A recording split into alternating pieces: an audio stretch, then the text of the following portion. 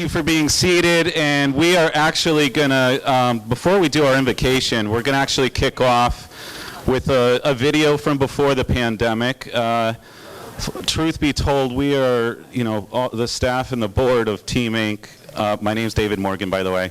I work at Team, and actually that's pretty serendipitous because truth be told, we're a bit overwhelmed by the attendance and the love and support that we see tonight, and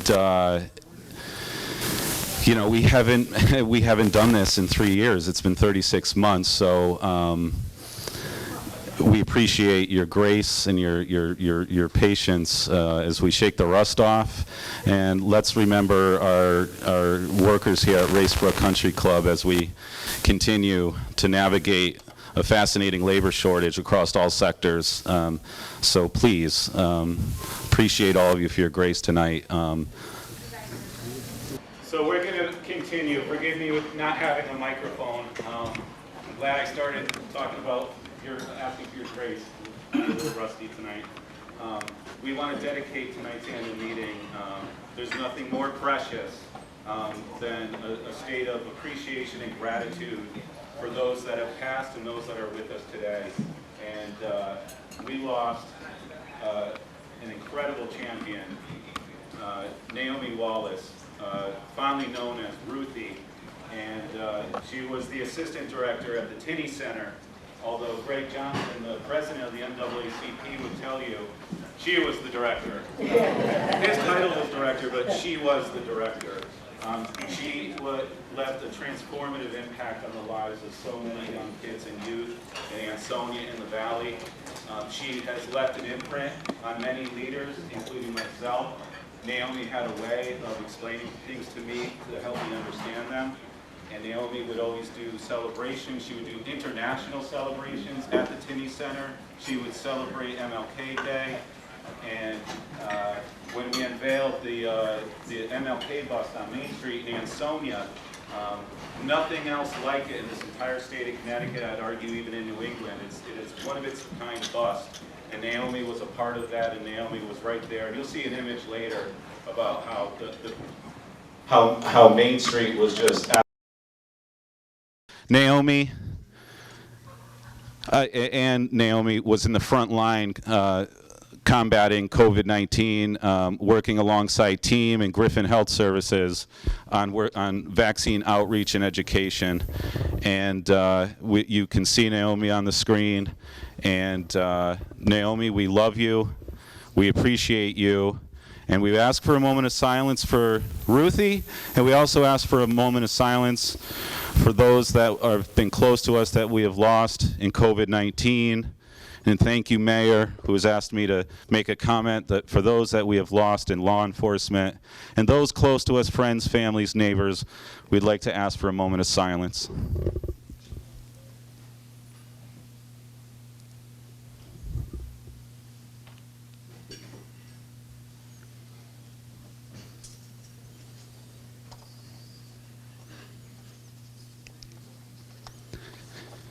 Thank you.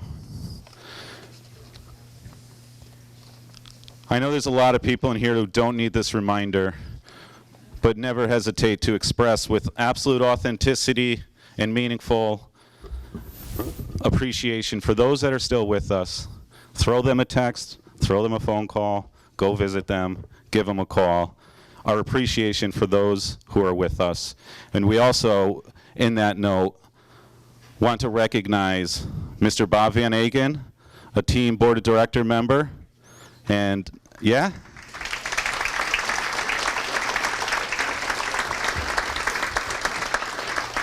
Bob's standing up, thank you, Bob. And he's with his family, Ellie, and Bob, having retired from the corporate sector, but while working was always meaningfully involved in the front line, volunteering and contributing to nonprofits, including Team, has been a beloved member of the Team Board of Directors for at least 7+ years. And things very close to Bob, he's a member of the All In for Oxford Growing Empathy movement, You can see images here of Bob conducting community ARPA forums with the town of Oxford.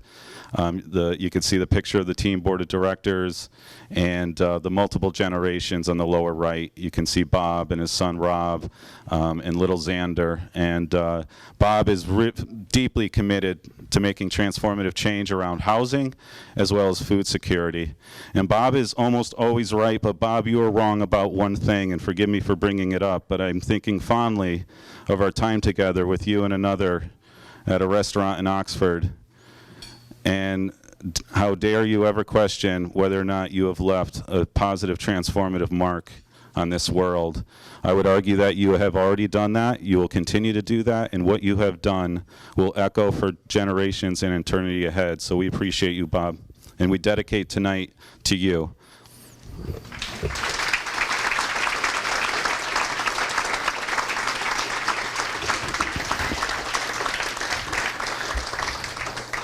I'd like to now ask Reverend Allison Glass to begin coming up, a member of All In for Seymour, who is going to begin with the invocation.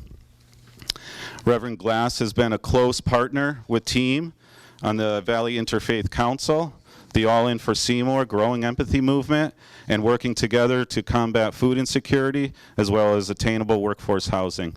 Reverend, please.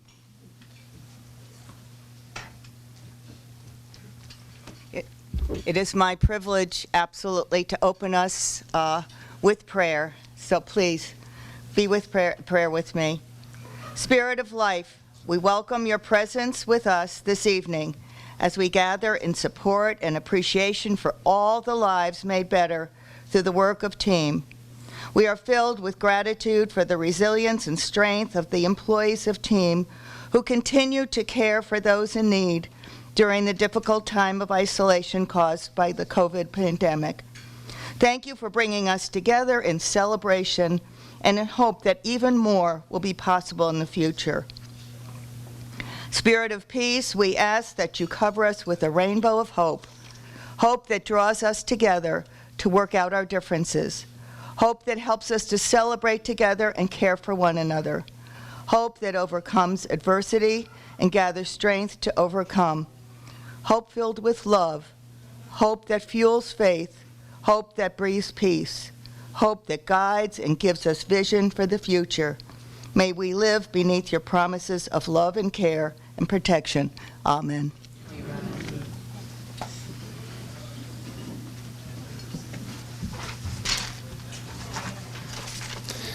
Thank you, Reverend. Now we would like to ask fellow Team board member and our past board chair, Attorney Kate Zaro, to sing the national anthem, and we would ask that you all stand and the flag will be before you.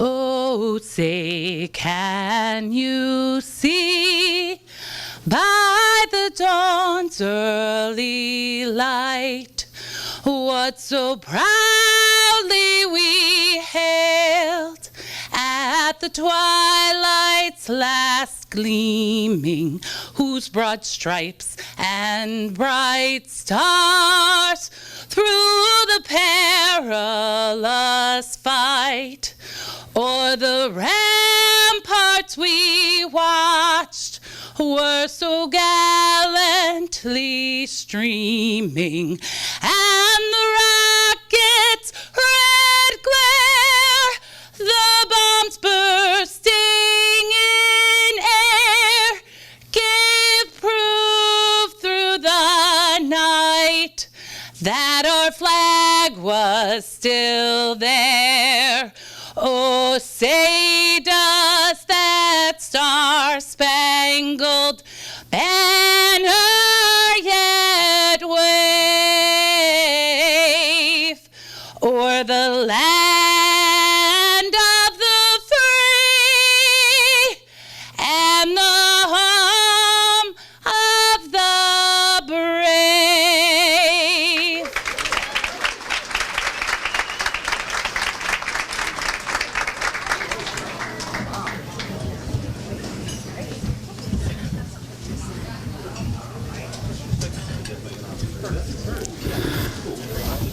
Attorney Kate Zarro, please, not so fast. Sue Esteen, please, come up, please.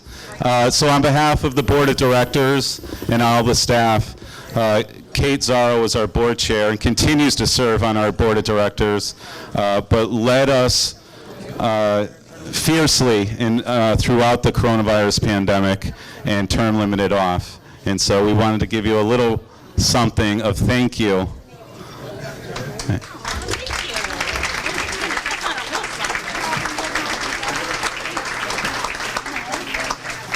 I would, and please make yourselves comfortable as the food is being served. And I would now ask our team board of directors, our new chair entering his second year, Mr. Brian Funk, please.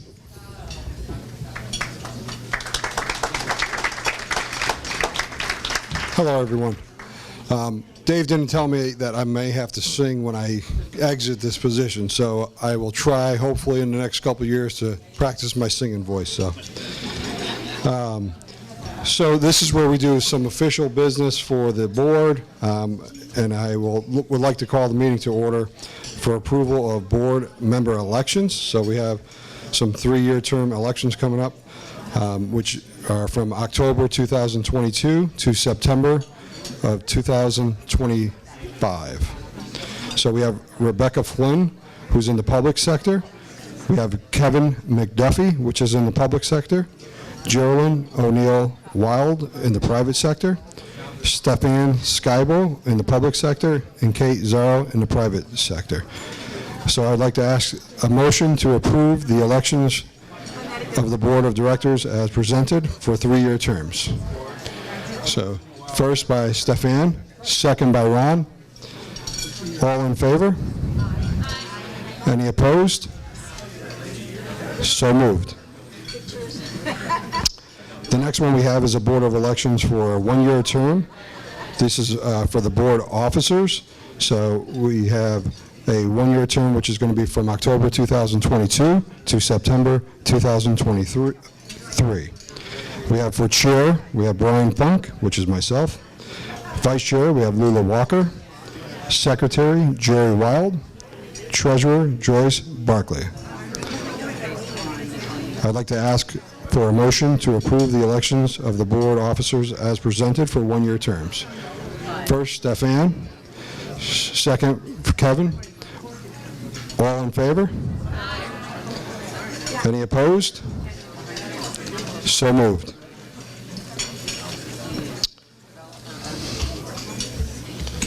Okay. So now I would like to ask for an adjournment from the official board meeting. So Ron, first, second by Stefan. All in favor? Any opposed? So moved. And now I would like to ask Lily to come up for some brief remarks for this evening.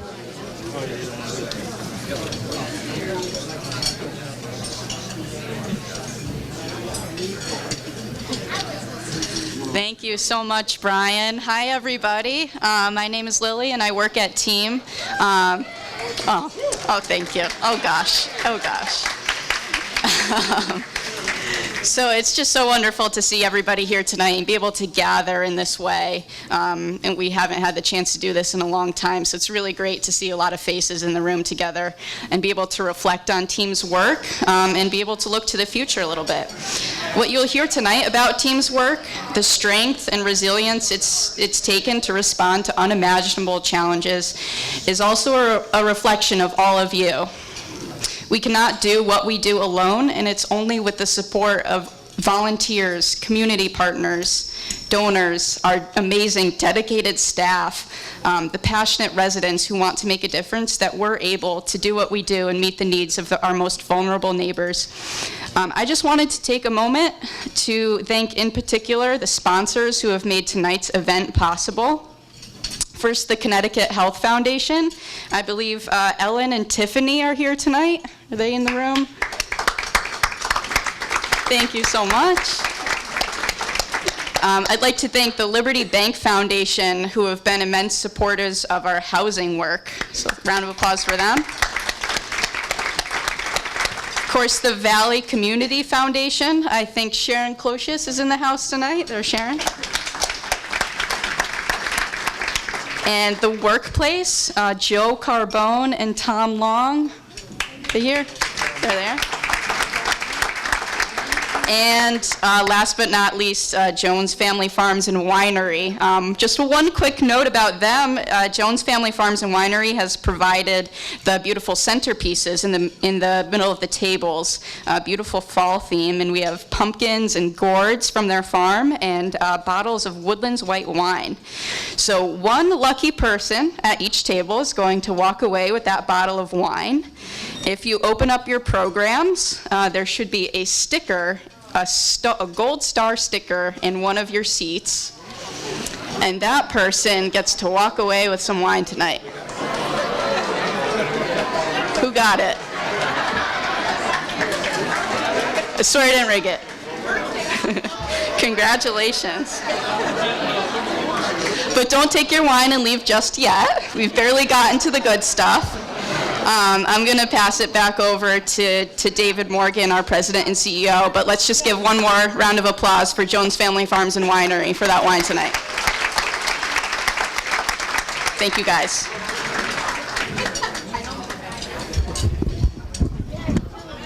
Thank you, Lily. And I'm just going to move back because just going to share a few slides. We have a couple of amazing speakers tonight in the area, among other things, in the area of attainable workforce housing.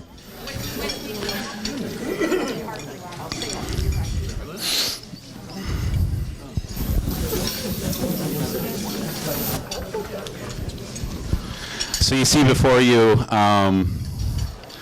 with the exception of the gentleman pointing at me there, who I'm not sure who that is in that picture. I'm just kidding. That's Bishop Youngblood. But you see there our team board of directors, and to the right you see another picture on the green when Governor Lamont came to visit team and recognize and applaud team for all of its work in the front line responding to the social and economic needs of COVID-19. And you see our Vice Chair, Lula Walker, our Board Treasurer, Joyce Barkley, and our past Board Chair and still Board Member, Kate Zaro. It's still, you know, we're still kind of in a sense of, yeah, thank you. So just in the last year alone, we served more than 15,000 individuals, more than 7,000 households. You can see some of the income breakdown, and you can see some of the images of the work of team throughout the past 36 months. And as we go on to the next slide, please. What I want to emphasize here is, you know, we're trying to look forward. You know, I would be remiss not to tell you that team, the mileage has racked up a little. We are nothing compared to our honorees tonight, especially Griffin Health Services, as far as responding to this public health emergency. And what I mean by that is, for team, when the governor signed the executive order, team was immediately deemed an essential nonprofit, and we hit 3 of the categories, including child care and responding to the needs, basic essential needs for low-income and vulnerable populations. I would be remiss not to tell you that at no point have the team staff ever been home. They've always been in the office, always been, you can't hands-on, you can't remote foods, addressing food insecurity, you can't remote child care, you can't remote a lot of the terrifying realities from a social and economic lens, not a health and loss of life lens.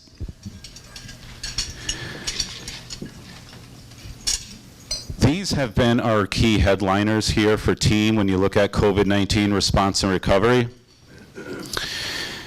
It would be a real disservice for me. I could easily spend 2 some would say a lot more than 2 hours, but I could spend a lot of time on each of these. But the headliners, what I want to dive into tonight, as you can see in the theme, is around housing. But our key areas here is gainful employment, ensuring individuals who get the knowledge, skills, and abilities toward gainful employment. There's nothing more powerful than a living wage employment opportunity. And one of the most sure, fast ways for economic mobility is training and education and access to living wage employment. And we do a lot of exceptional work in that area, and you'll hear a piece of that tonight. Food is clearly a headliner, has been and continues to be. If you're watching the scorecard lately on the inflation, right now it's a little over 11% more for access to food, especially healthy foods. Housing, I'll jump back to. Childcare, we learned it took a pandemic to help others realize that childcare is an essential element towards the economic vitality of any neighborhood, any community, and the state of Connecticut. We still see and feel that today. Part of the long-term recovery from COVID-19, you still see and hear large employers, large corporations saying, I can't get all my workers back because we don't have adequate access to childcare. 1 in 3 workers throughout the state of Connecticut needs childcare, and we learned that very quickly when our schools and childcares closed down. And there are childcares that are gone and they're not coming back. There's childcares that are a shell of their former selves, and they're still struggling to remain open because there is not a public investment in childcare like there is for K-12. And then the last, and certainly these are highly interrelated, but the physical and emotional well-being. You know, if you had enough resources and you had a home, you were going to be okay. I'm not discounting the devastating loss of sickness and loss of life. But if you were, before the pandemic, if you were already written off the list and you were already very under-resourced, it got terrifying very fast. And it still stays with me to this very day in March and April 2020, the switchboards at Team just going off minute after minute, and the team staff responding to people and people saying, I'm not sure what to do. This place is closed, this place is closed, this place is closed. I can't get through to the state. And our staff, and meanwhile, hey, can I stay on the phone a little longer with you? And meanwhile, the staff, as amazing as they are, seeing the lights build up on their phone. Working with our schools, working with Griffin Health Services, working with our health districts and health departments, really mobilizing to make sure we stay connected, especially those in isolation. My point is, it was very terrifying. And then lastly, on the housing, and you can see some numbers there on the housing where, forgive me, this is the rusty part I warned you about.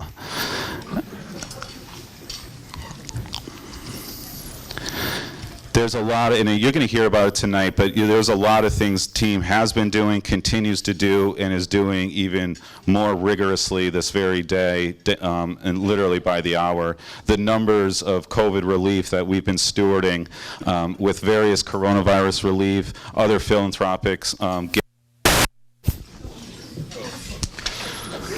Oh man, it's still working? I thought I was done. This is just, good grief. All right, and then in water assistance. And so if we go on to the next slide. Just to give you an example of what we do at Team, and I would underscore the bottom statistic just to say, Houston, we have a problem. I would say the tsunami of housing need that we've been warning our leaders, our neighbors, one another about. It is upon us, it is real, and it is worsening, and it is very challenging. An 81% increase in the people coming to Team seeking housing assistance, referrals from our city halls, referrals from our elected leaders and legislators, other nonprofits, public sector, And what team has been able to do is to provide eviction assistance and arrearage, security deposit assistance, budget planning. We have great street credit with our landlords. We have good landlords. We have bad landlords. We have landlords where, you know, as we peel the onion, they're in Texas. They don't even know where Ansonia is. And we're trying to help a household in Ansonia. And that's what I mean by, I would categorize that as a bad landlord. So on to the next slide, please. I gotta be, I'm gonna move along fast here. This is our infographic on this is Team's infographic on what we call the art and science of helping others, meeting people where they're at, identifying their strengths, constant, continuing level of trust, giving the tough love, and wrapping around things that we can do directly and things that we know are available throughout the external landscape of other amazing nonprofits and public and private sector. And what I would ask now is another video that we've been able to dust off from before the pandemic, and a lot of gratitude to our givers to make this possible. But this is a video from Kim. Big shout out. Thank you very much. So I'm going to move on to the next slide. Whoop. Salad looks good. Looks real good. Okay. So on to the next slide. Real quick, just want to show you around that housing needs tsunami that we talked about, and the work that we did. A lot of different levels of coronavirus relief funding. Amazing support from our commissioner of the Department of Housing, and there's some good news that was released earlier this week where there appears to be additional lifelines to respond to this tsunami. But I just want to give you a chapter here of the work of Team throughout the pandemic and what the staff did. When a little over 2,000 households right here in Team's region, and when Unite CT closed, very quickly, very suddenly in March, there were still another 500 plus applications still pending, and Team's ability to respond, and more specifically the staff throughout Team's ability to respond and help people through other levels of coronavirus relief funding and philanthropic giving to respond to that. And you can see a little sense of some of the towns and cities, the top 5 within Team's region: Ansonia, Derby, Milford, Shelton, and Seymour. And I'm going to go faster here. You go on to the next. There's a community index that was released. Next slide, please. Thank you. A community index that was released, snapshotting 7 of our towns and cities in Team's region. The community index that had some headliners, and this was just months before the impact of the realities of COVID-19 crashing down on Connecticut and on all of us and on Team. And it's a 60-plus page report, and I just grabbed some of the headliners out of that 60-page report. And the poverty rate in the region increased, the low-income rate in the region increased, the median household income declined. 36% of the region's households were cost burdened, meaning they're spending more than 30% of their hard-earned dollars towards the roof over their head, and 15% are severely cost burdened, meaning they're spending more than 50 cents to every hard-earned dollar towards the roof over their head. And when you connect the median household income to the renter households, their income was $6,582 less than what was needed to afford the median rent for a 2-bedroom housing unit in our region. This is from just a few months before the pandemic. And then if you look at the United Way's ALICE study, Asset Limited Income Constrained Employed, it clearly shows that a significant portion of our region they may fall above the poverty level, and they may fall above the 200% federal poverty level, which is arguably an outdated standard for the state of Connecticut, but considered low income. It shows the data was very clear for the 140,000 plus lives that live throughout this beautiful region. Are struggling to meet the basic needs for themselves and their loved ones. And then if you go to the next slide, it's the same slide, but I just extrapolated some data in update amidst the pandemic, and it demonstrated that the income inequality continued to skew along racial lines, where you'd see those white populations, those white households were rising out of ALICE. actually decreased by 10%. However, for Black and Hispanic households, the ALIS percentage increased by 11%. So the data is very clear how it shows the income inequality continues to skew along racial lines. Again, this is before the pandemic. Next slide, please. There's a lot of different data and reports. Connecticut state and town equity reports that cover all the town teams' communities, including Milford and the other communities under that earlier community index. The town equity reports made possible by the Connecticut Health Foundation and Data Haven. And again, the data is very clear, and the information with them clearly demonstrates that all the chickens are coming to roost. This continue to, you like that, Z? Chickens coming to roost. All the chickens are coming to roost, Z. We got a champion third grader here at my table, which I'm in exactly the right table, that's for sure. But in all seriousness, and a very sobering and saddening reality that it has continued to widen over the past 5 decades, and it was amplified for all to realize during the devastating realities of COVID-19. And then on to the next slide. This is an infographic that essentially tells us that the unfortunate and desperate reality that you can look at one zip code, you can look at one's social, economic, or environmental background and foresee the increased likelihood of limited to no access to health care, poor health outcomes, and across all these areas of essential, from food to housing to employment and childcare and much more, and the disparity in that opportunity. And the last video we want to show you was unveiled, and this is actually a Griffin Health Services video, and it was unveiled in January 2020, just about 60 days before the pandemic realities, and it gives you an example of the connection between social and economic well-being and that to health and wellness, and it gives you a window into the insights of the work of TEAM.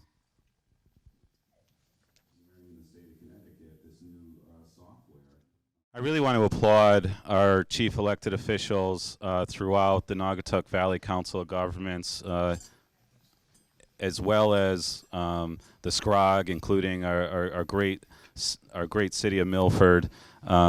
As you look, and I also want to recognize Executive Director Rick Dunn. I want to recognize Desiree Blanchard. Please stand and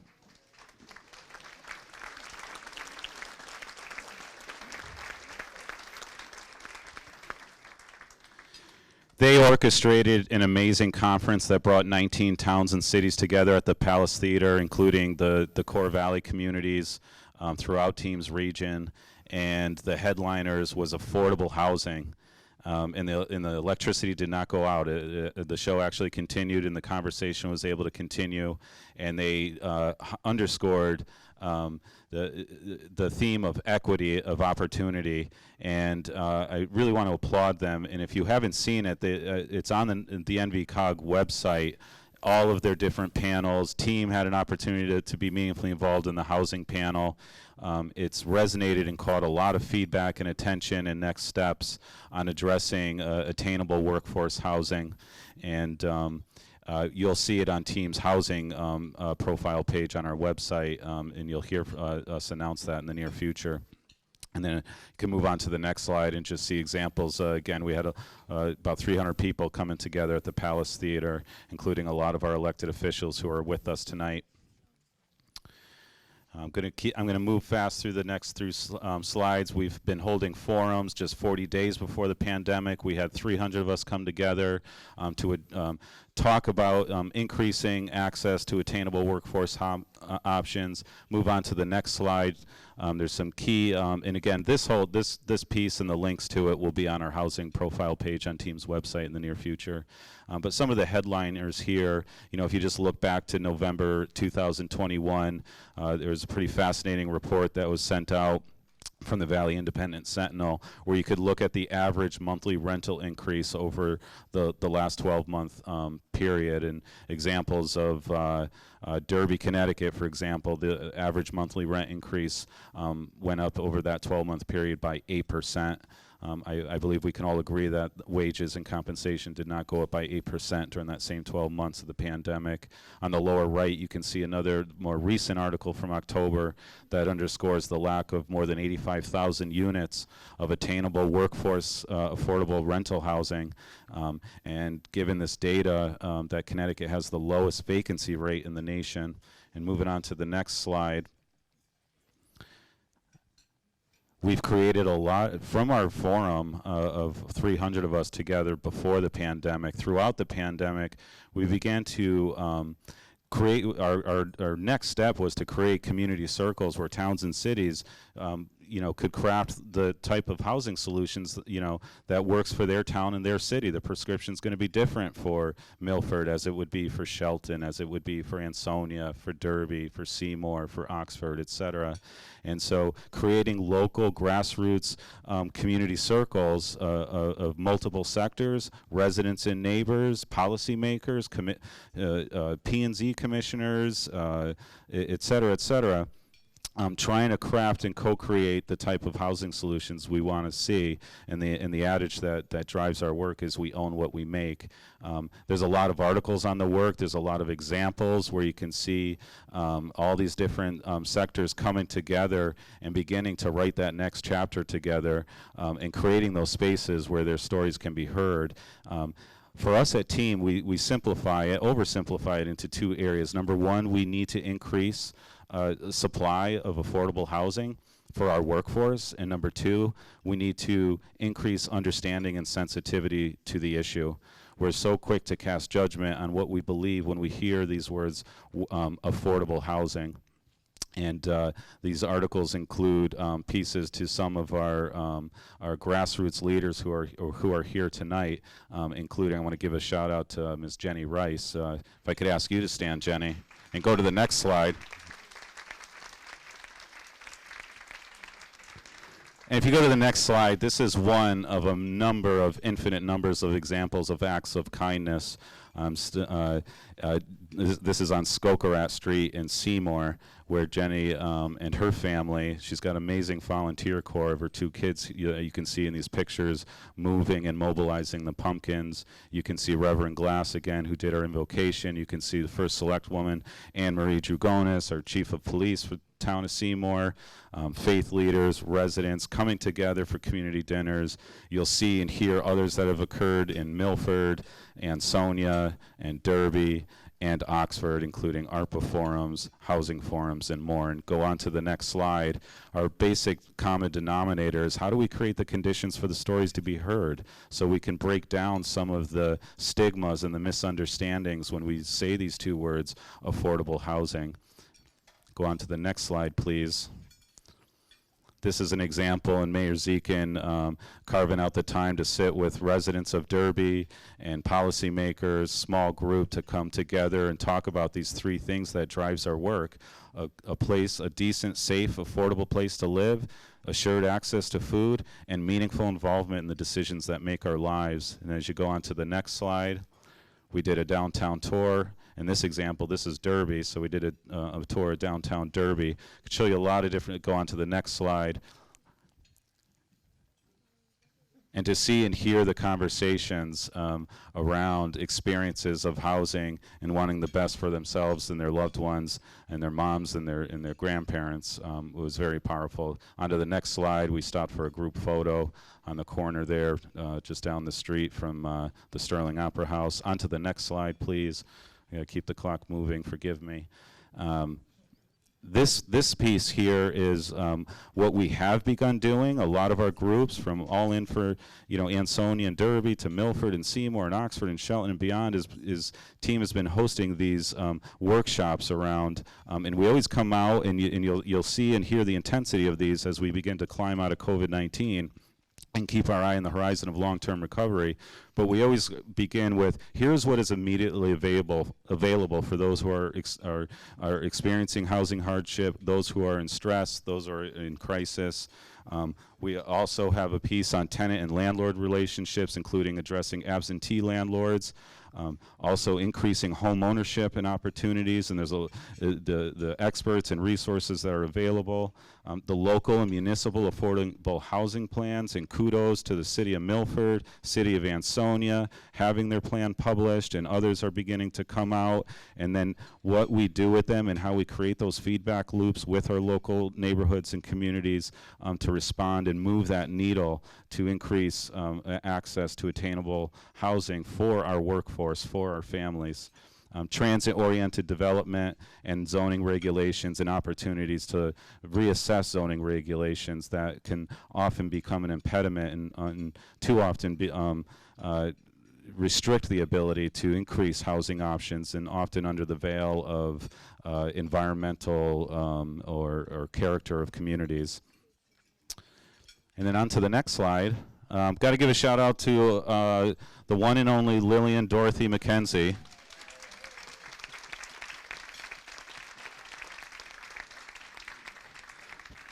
For those of you that may be tuned into our social media, our multiple channel, our website, our Facebook, our Instagram, we've been, if you go back to our earlier slide where we were, you don't have to go back to the other slide, but referencing, good Lord, please get me out. A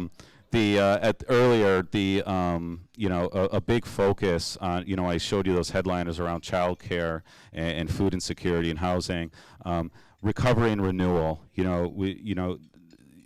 how we care for these exceptional staff who are meeting individuals and families and households from the most, in the most difficult of circumstances, and navigating childcare and housing insecurity and food insecurity. And team is as lean as it's ever been. We are not immune to the staffing and labor shortage that everybody is seeing and feeling. One of our sponsors here tonight, The Workplace, CEO Joe Carbone, and I know Tom Long is here tonight, wrote an excellent editorial. I highly recommend you read it, and we'll try and boost it as well. But it gives you insight on the challenges of the labor shortage. Team is not immune to that, and I would say to you, it's even more dire straits because of the increased level of people turning to team. The numbers are unprecedented, and the trajectory continues to get higher and higher. One of the things we've been doing, and you'll see it on our social media, and I encourage you to look at it, I encourage you to ping it, I encourage you to say a kudos to the staff spotlights, the words of encouragement to these amazing staff that I am so fortunate to work alongside and work for. And Lily, you have done an amazing job. As you hit your year at team, and everything, the beauty of these tables, the food, the RSVPs, one would argue, why would we do this to ourselves as we're still trying to climb out of COVID-19? And you have just been exceptional on making tonight possible. So thank you so much, Lily.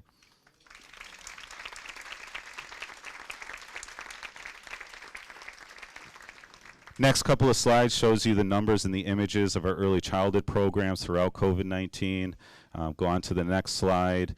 Go on to the next slide, please. And I'd love to ask Susie Hamada and her staff to stand and be recognized. This was one of our early childhood, yes.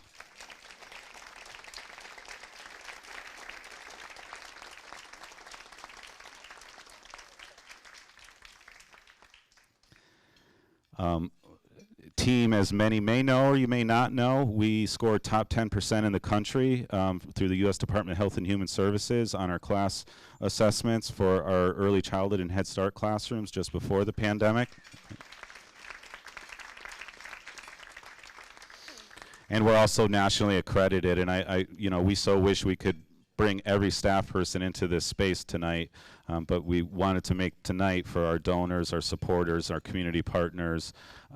So thank you, Susie, for representing, and for all of our child care component. We have a lot of other amazing staff here tonight as well. Go on to the next slide. You can see images of our time. We're for the first time, just a number of months ago in May, we're able to carve out time and spend time together, be together, not always be, so far apart from one another as we're just going onward day after day, addressing childcare and food and housing and utility assistance and basic needs and supporting the economic and social wellness of so many turning to team. On to the next slide.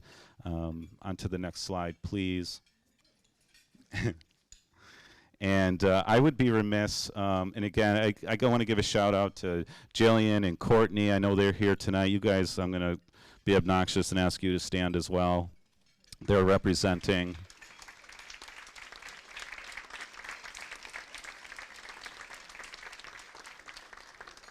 They are representing a lot of staff. We have over 160 staff who are pouring themselves into the work every day. When we're fully staffed, we're at 207, just to give you a sense of how challenging this has been through the industry. And we're pretty stable across almost everything. Childcare is hemorrhaging, and you can do a Google search. I would not be able to give you the full breadth of it in this short period of time, but our childcare staffing is where it's really hemorrhaging, as I said earlier. The last slide, this in the middle there is everything is fine. This is my note taking right on my desk, and everybody's got it. Everything is fine. Everything is fine. And to the left and to the right of this picture, our amazing financial management team and our human resources, and Lee, I'm missing Lee on my slide here, but Lee in payroll. I would just like to ask our amazing finance and HR team to please just stand up.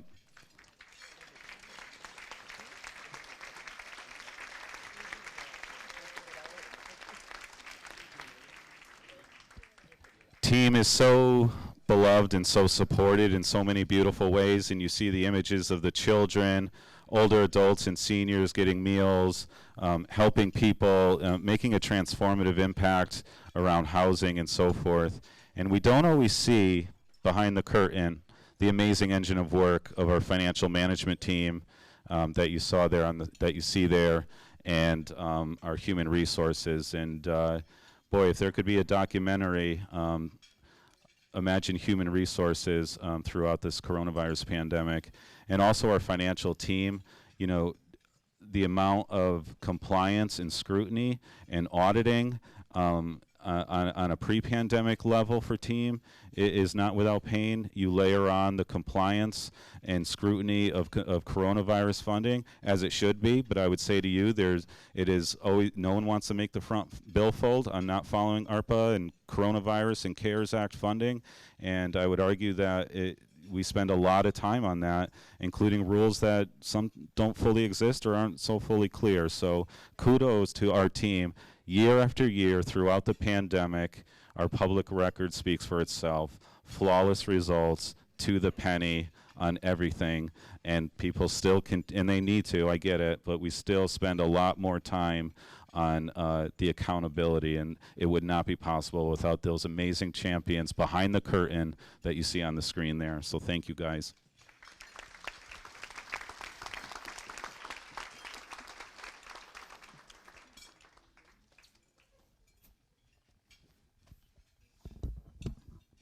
Thank you for bearing with me as I moved around and sat down. I needed to see that screen. And I now want to introduce our newest member of the team board of directors. It takes a lot of courage to come up here and stand at a podium and to tell your story to such a large crowd. And Yalitza Sanguis is going to do just that. So let's give her a lot of support on this.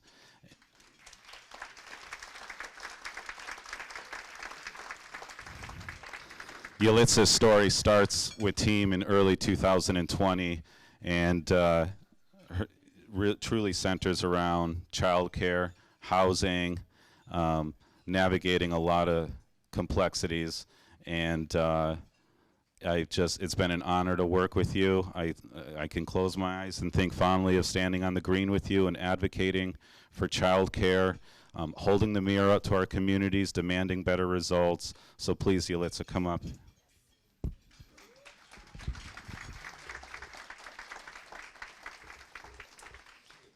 Okay, can you guys hear me okay? Okay, great, awesome. So this is my second time speaking. I am kind of nervous, but you probably can't tell, so that's good. Okay, so I just want to give the honor back to David and the team staff in Waterbury for just giving me the honor to be here today to talk on their behalf and the impact they made for me and my family. So, good evening, everyone. I'm so honored to be here today. Glory be to God, of course, because He's gotten me here. He's woke me up to speak to you all about something I feel so passionately about.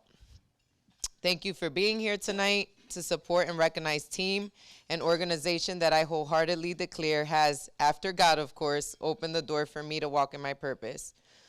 My journey with team began in 2020, the same year the pandemic changed everything for myself, my family, and the whole world around us. This was a year that was both a blessing and a curse. My relationships and my family started falling apart. My grandmother, that was the glue that held the family together, passed away last year. Her faith and presence and wisdom was the strength that had bound our entire family together and strengthened us all, especially after the devastating toll of Hurricane Maria in 2017. She still provides me strength and motivation as I know she's watching over me from heaven. Not only did she need care as she got older, but I knew that I also needed family support as I found myself trying to make ends meet as a single mom. As a mother with 2 children and new to Connecticut from Florida, I was trying to make ends meet for my kids, Zion and Xylee, trying to work and trying to establish my roots in this new chapter of my life. So my mom, funny story, she was like, you're going to get all the support in Connecticut, right? Had me move from Florida, and in 2020, she moved to Florida. So I'm like, oh, thanks for leaving me with no support. So my support system was definitely gone after my grandmother passed away. But thankfully, I found team. And from building a new client base for my self-employed credit restoration business to finding reliable childcare for my children and finding safe, affordable housing, to see the light out of this tunnel for my family, there was a whole lot of overwhelming barriers that are facing too many people today that are working really hard for themselves and their families. From unreliable and unaffordable childcare to finding safe, affordable housing, the stresses and challenges continue to mount for me in this new chapter of my life. With the pandemic upon us all, it was even harder trying to work from home, not having a good, healthy relationship, ensuring my kids stayed positive and happy, and also tutoring them. I was financially just making it and not spending money on anything but the essential needs in life. I was mentally drained. I am a social butterfly, so just being at home in 4 walls was just crazy for me. But I had to be everything all at the same time. Cooking, being a teacher, being a positive light, amidst the scary world of everything and trying to keep my business going in order to support my children. I also want to be transparent about being unhoused. It's been 7 months. But as it's a real struggle that I'm continuing to fight, every month I give to the homeless, and I see lots of friends and colleagues struggling with finding safe, decent housing. Our jobs can't afford and finding reliable childcare to be able to go to work. Throughout all of these struggles, team was always there for me and a lifeline that provided assistance, emotional support, food, diapers, childcare, holiday toys, and continuous connections and supports throughout the pandemic. These are extremely costly things and were a major relief.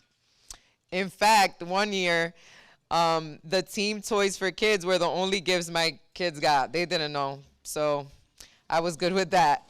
Now you know, Z. Team's childcare programs were a blessing, and when all the schools reopened, I was able to breathe a sigh of relief. Having children back in a school setting not only provides them with social skills, curriculum, and a predictable routine, but also empowers parents like myself to go to work and run my business, as well as take care of my own well-being. This is why I'm a strong advocate for quality childcare, and I want to express the immense value of consistent quality childcare to families and therefore to all of society, and to emphasize the huge risk of not supporting this essential industry. Reliable, safe childcare options are not easy to come by. Private centers are sometimes the only option, and they can cost more than a mortgage payment. Many families with young children end up leaving their children in situations that are less than ideal, being watched by family members or near strangers. Obviously, with an elderly grandmother, I couldn't leave my children with her. So team was definitely a blessing in my struggle. Child care centers are safer because their staff not only have had background checks, but they also have proper training and credentials, and they are required to continue their professional development through ongoing trainings. The peace of mind that came with dropping my son off and knowing that he was safe all day long and being educated is beyond valuable. When I found Team and enrolled Zion, I was able to immediately start looking for better work as well as settling into our living situation. I worked and took care of my aging grandmother and great-grandmother. I became a parent ambassador for the Sparkler app, which is a mobile app that helped me and so many other parents check in on how their child were developing and provides activities to spark and support children's early learning. It also helped to get parents to know one another and more of what was going on in their community. I also joined the Parent Policy Council at Team and became involved in the day-to-day decision-making at Team's Head Start and Early Childhood education programs. Today, I continue to work as a financial advisor, but more importantly, I didn't even know that I was going to be so enrolled into my children's education. I continue to be active and involved with both of my children's schools. This past July, I just completed the Parent Leadership Training Institute, known as PLTI, which is an intense 20-week program that empowers parents with leadership and advocacy skills to promote their children's success, as well as to be a successful change agent in their community. I'm also continuing my education and working towards developing community programs all geared towards families who have struggled to make ends meet. I would not be able to do any of this if not for consistent quality early care and education that Team made possible. I know that my son is thriving and it allows me to thrive as well. When the pandemic hit, we were all provided some extra time with our families, which was a blessing, but we were soon able to see the negative effects on our children that the unpredictability was having. Families suffered from having to leave work. Child abuse rates went up, reading scores went down, the mental health crisis impact on kids, adults, and everyone continues to be a growing concern like never before. Now, as society starts to return to normal, it has become clear that the child care industry is still suffering. Many centers have had to close, never to come back. Most centers are dealing with crippling staffing shortages. Because of the security and predictability of dropping my son off at Team each day, I'm able to keep myself in the workforce and keep moving towards my own success. But I'm scared that the consistency and reliability is not necessarily a given. I'm scared of what would happen to my family or our communities if childcare is not an option. How would I continue to provide for my children? How would I continue to contribute to society in this community? Quality childcare not only gives parents the necessary time and space to sustain and support our families, it also builds the future of this country. Zion's teacher at Team have worked tirelessly to meet all of his mental, emotional, social, and educational needs. At school, he is supported and loved, challenged, and given new experiences. He has picked up amazing literacy and math skills, and he has learned to solve problems, build friendships, and have confidence in himself. He's learning skills for life, and this is such a crucial time in his development. Raising strong, resilient children truly does take a village. Where am I? Okay, I just want to reiterate that we as a society need to take this very seriously. Childcare is struggling to stay financially stable and keep quality employees. The amazing people who work with young children every day do this work out of love. I always told his teachers, like, you're his parent. You're allowed to tell him whatever. They also deserve a professional wage and the same security and stability for themselves that they provide to our young children and families. They are developing this nation's future leaders. This is literally the most important work that is being done in our nation, and it supports all other work. The pandemic has made it obvious to the world how much we depend on childcare. Many of them, including Team, stayed open during a time when it felt like the whole world was shutting down around us. Employees and teachers were told that they are essential. It's time for our country to build the reliable systems to ensure that this essential industry can be sustained and can thrive. When childcare thrives, family thrives. And when families thrive, the economy and our entire nation can thrive. In closing, I stand here today as the newest member of the Team Board of Directors. Team's resilience has been able to help build my resiliency through difficult times and see the light at the end of the tunnel. I am glad to be a part of serving Team's mission to advocate for current and future generations. I love being able to help people succeed and realize their dreams. I want to be able to help others, especially low-income and minorities, and showing people they are not alone, that they can reach breakthroughs that they may not have believed they could reach, because I can relate due to my story. We all want our children to grow up to have a voice in their communities. We all want our neighbors to do the same and to thrive. COVID definitely didn't have respect in persons. It didn't matter what color skin of you had, what political view you had, what religious view you had. We all want our neighbors to do the same and to thrive. Unity helps us all move forward toward our goals for our communities. It doesn't matter your background or where you come from. We all want a quality of life and happiness for our families, for one another and our communities. My experiences with Team have clarified my purpose here, and my faith has been my anchor for me during this journey. Team provided a safe haven and welcoming community to guide me through challenges. Team is the example for all of us to follow, and I want to thank you all so much for your time and your commitment to supporting Team, which has opened the door for me to walk in my purpose and leave a legacy for my children. Z, say hi. And Zion, and for their children as well, for future generations. So thank you for your time, and God bless you guys.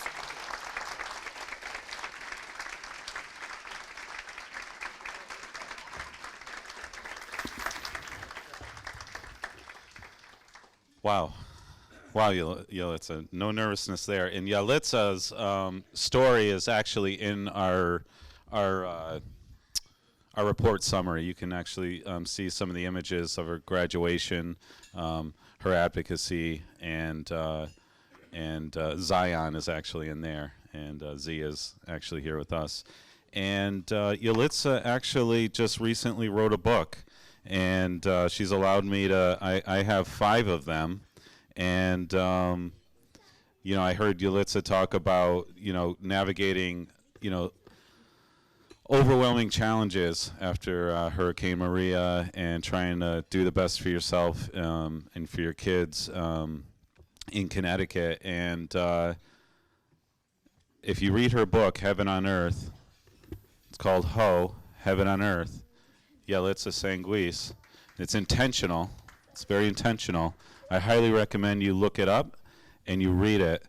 And I have 6 of them, and Yalitza's allowed me to, when I see somebody who thinks that there's no light at the end of the tunnel and there's no way to get out of this or to go on, I'm going to hand them this book, Yalitza. So kudos to you, and thank you.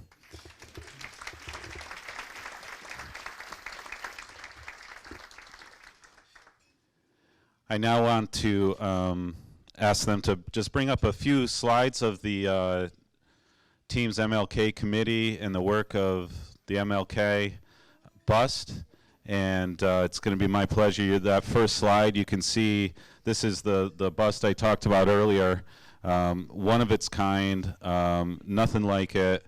We have a couple of past chairs, our very own board member, Reverend Alfred Smith, who was chairing it, followed by Ulysses Youngblood, Bishop Youngblood. Now Dr. Leslie Youngblood on our team board of directors co-chairs it with Malika Mosley Williams, who is a student at the University of Hartford.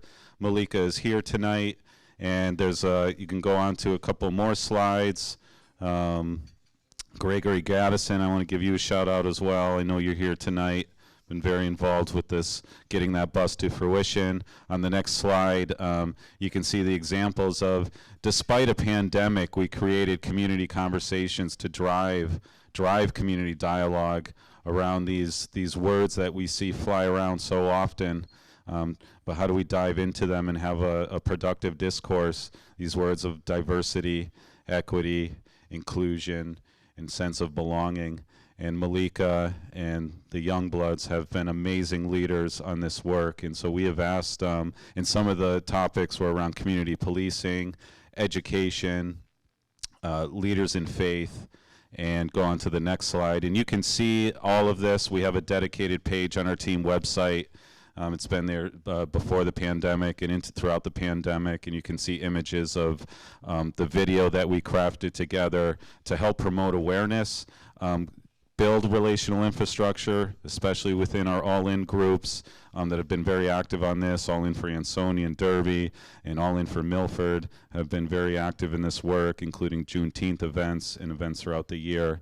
And then on the last slide, you can see Dr. Youngblood graduating, getting her doctorate, while also being a board member for the team board of directors, not sleeping throughout that entire journey. And then please give a big round of applause to Malika, who's going to come up and share.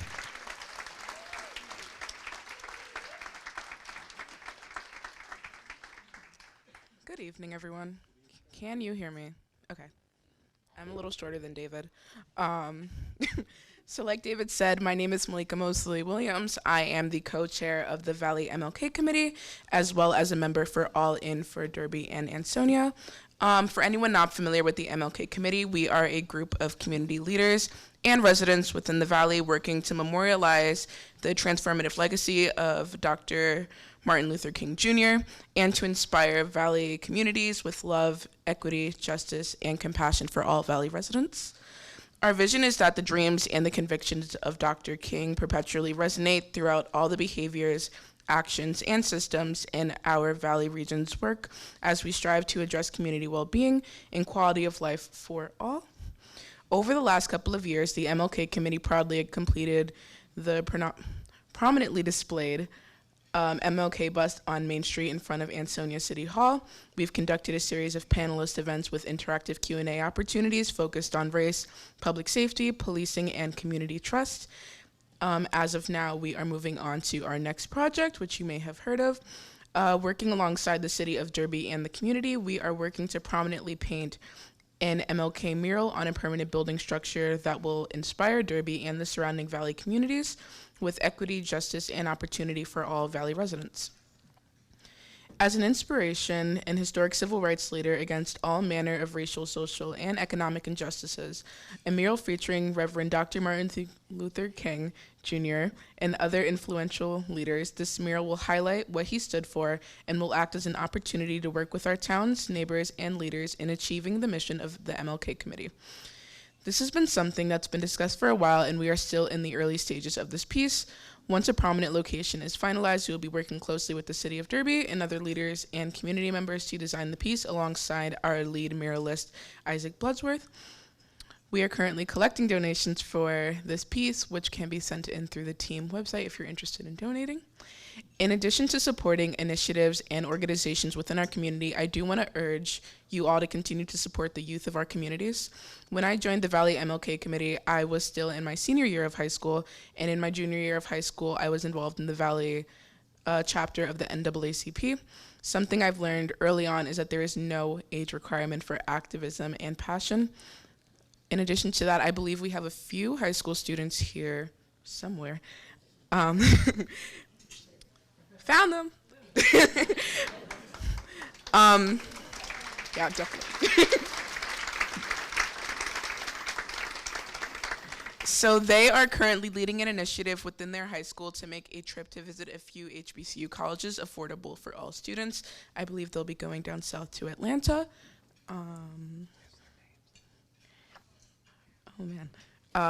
That is, and please forgive me if I mess up your name, Ayanna Pembleton, Rashid Martinez, and Richmond Martinez. They're over there.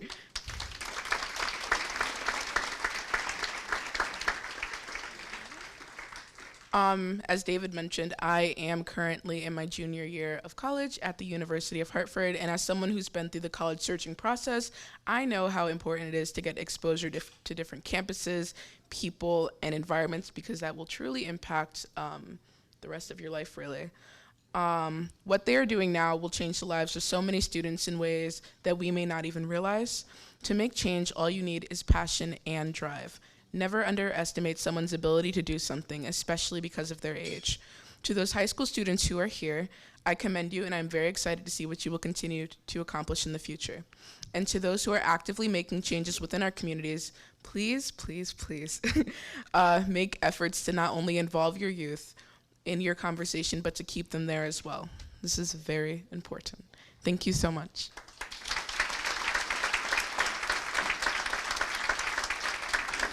And we have a brief video before they get it ready. So I thank you so much, Malika. I want to amplify what the Ansonia, what these kids are doing, and I want to give a shout out to Dr. Reese Morales, who is also over there with Dennis Proto. I know please give him a hand. I know Dr. Joe DeBacco couldn't be here tonight, the superintendent for Ansonia, but Dr. Morales is the director of equity and communications at Ansonia Public Schools.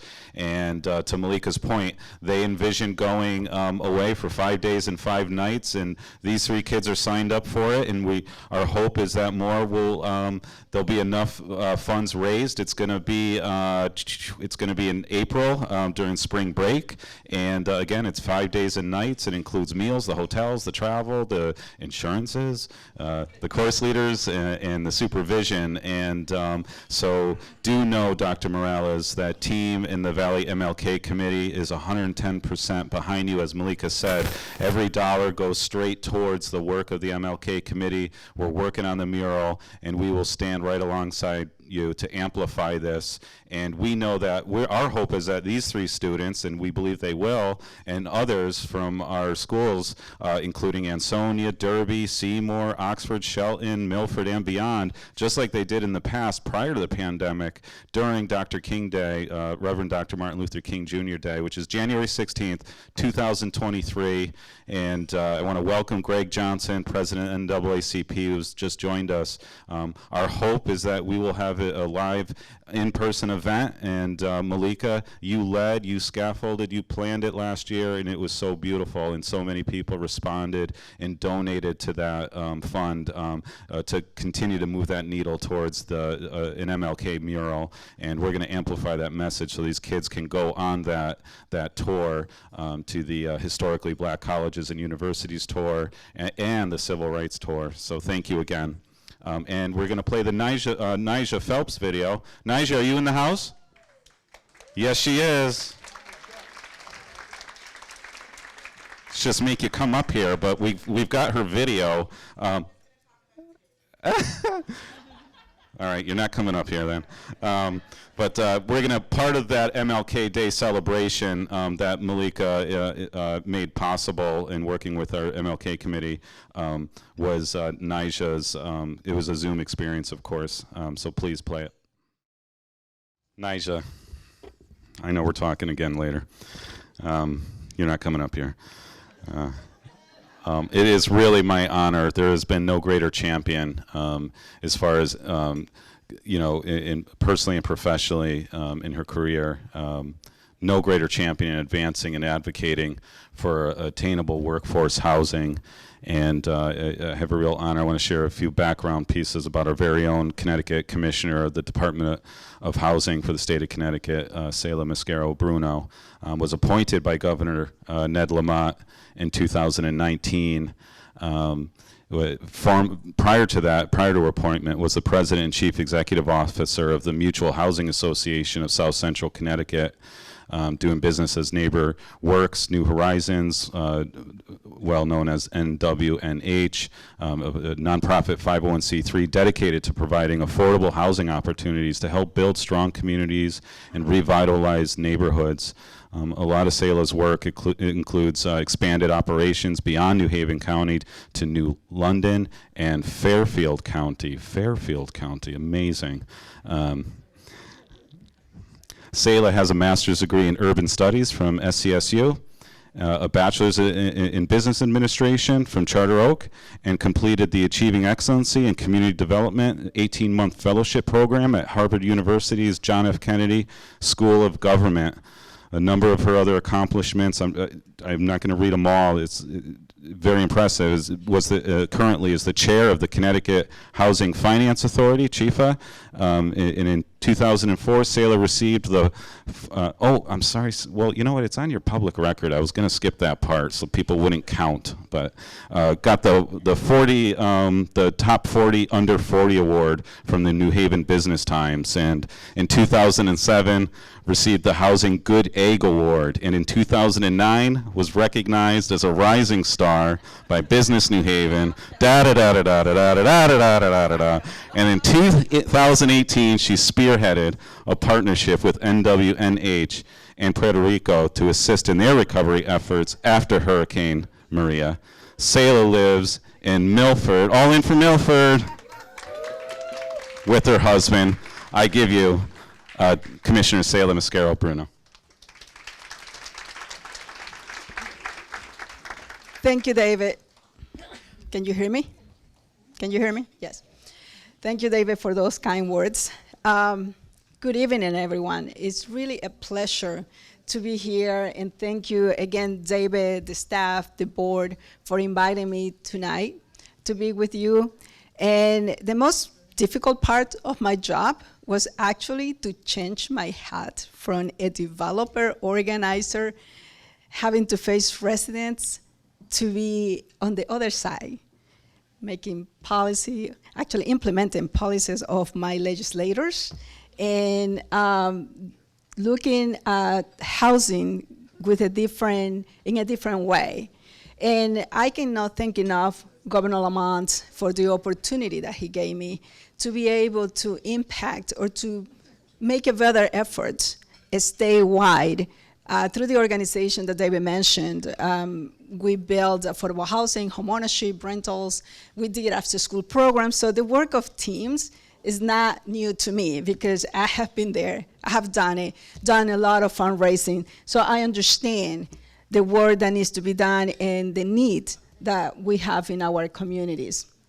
So for me tonight, it's just kind of going home, just seeing the residents, their stories. And that's what motivates me to continue my work. So I'm going to just briefly kind of give you some numbers. I know there are a lot of numbers, but I'll just give you some highlights of what we have been doing for these past 3 years, which they're all fuzzy. I mean, I see 2 years and then it's almost 4 years, right? So I think that is a slideshow for some people that can see. And the first one is the slide on what we have been doing in production. So there are 3 areas on my department. One is production, preservation, research, technical assistance for affordable housing. So these past 3 years, because the governor kept the construction industry open, we were able to complete about 6,800 affordable housing units. That's production and preservation. And we have another 7,500 under different stages of financing, construction, in the pipeline, as we call it, developers, we call it a pipeline. So we have a very healthy pipeline. That, we utilize about $600 million in state and federal resources, and that leverage about $3.3 billion in private investments. So we don't do this alone. We work with our sister organization, the Connecticut Housing Finance Authority, and what we have been able to do is actually to pair and align their resources with our resources and bring in more private financing. And the only way that we can do that, because construction is expensive, we have a lot of issues that we had to face. On the technical aspect, we were able to help and assist some of our municipalities. Every municipality, for those that don't know, we're supposed to submit a housing plan. And we provided, 2 years ago, we partnered with the Regional Plan Association to provide a guide and a toolkit, so nobody had an excuse that they didn't know how to do it. So we did that. We we provided resources, $1.1 million to municipalities. And we have about 85 municipalities that took advantage of that. So today, I think we have a little over 100 municipalities that have provided those housing plans. And then through the pandemic, we had the a couple of things that nobody knew about this pandemic, right? We didn't have a guidebook.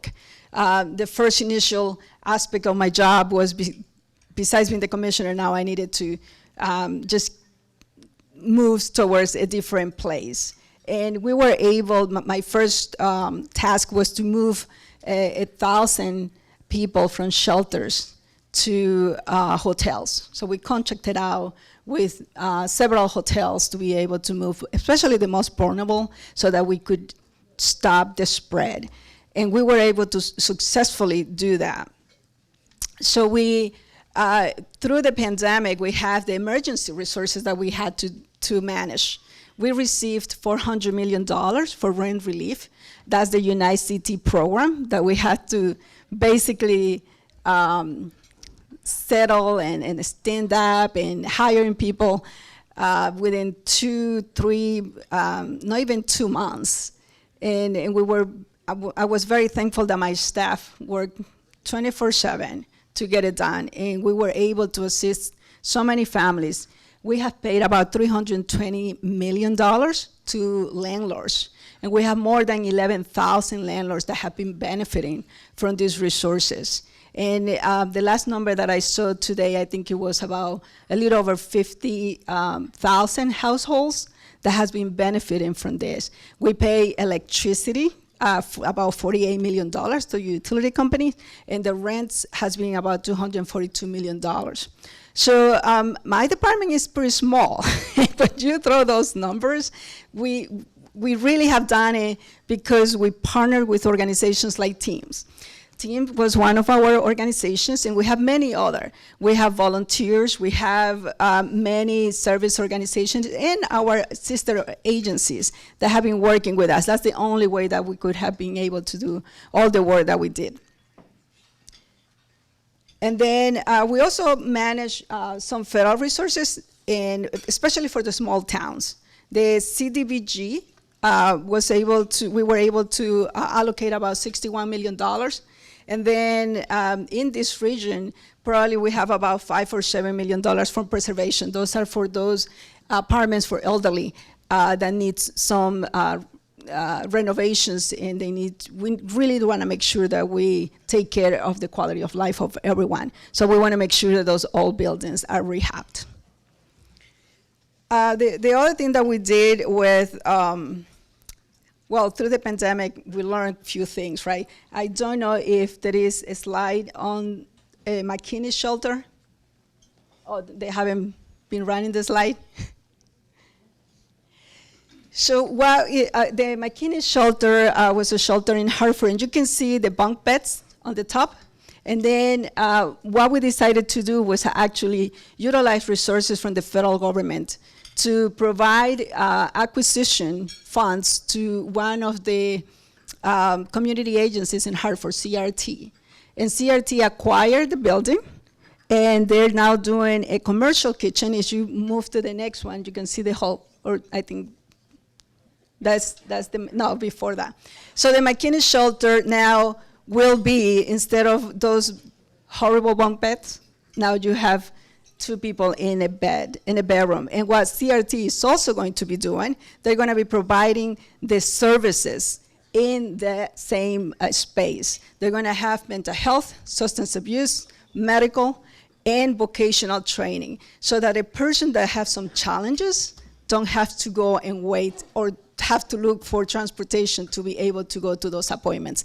Services will be right there. And that's kind of our new way of looking at shelters, is that we're not doing more shelters. We're trying to provide a little more services within the emergency housing. For me, that's an emergency, right? So we can't just congregate people and then have and ask them to leave during the day and come back at night, because nobody's going to be helped in that way. It's how we can provide those resources.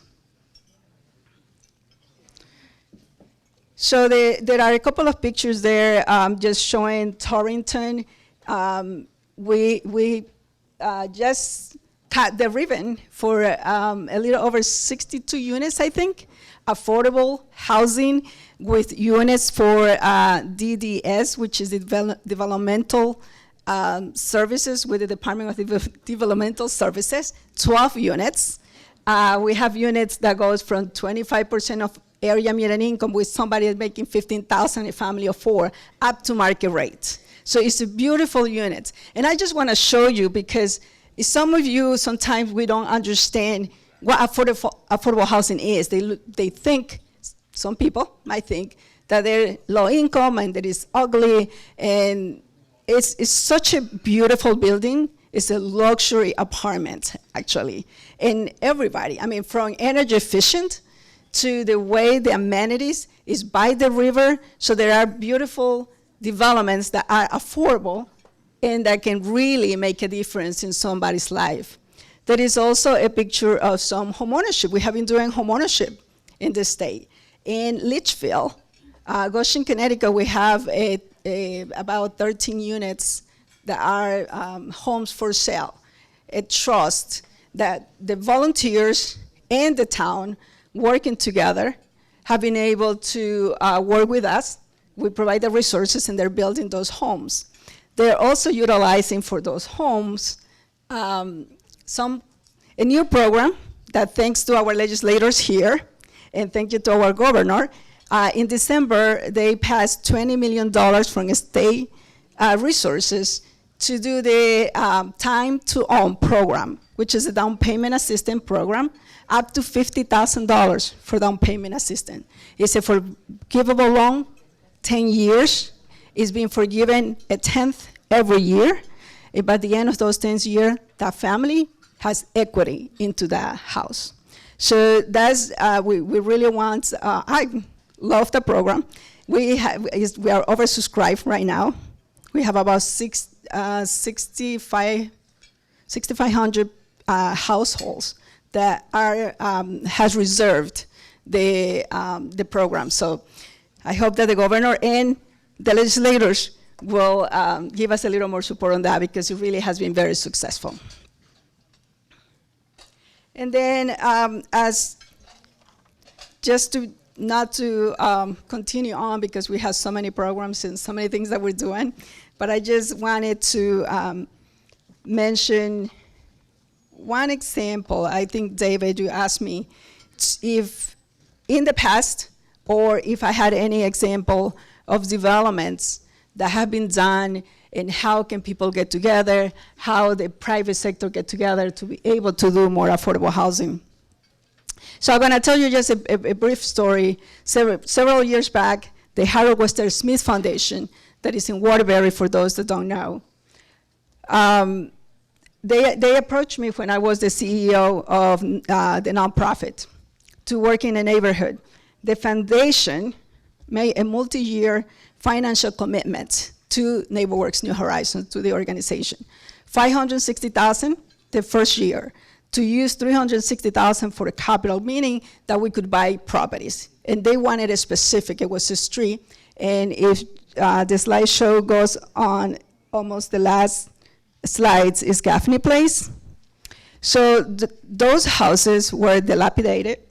There was a street with 4 or 5 houses that you couldn't walk, basically, on that street.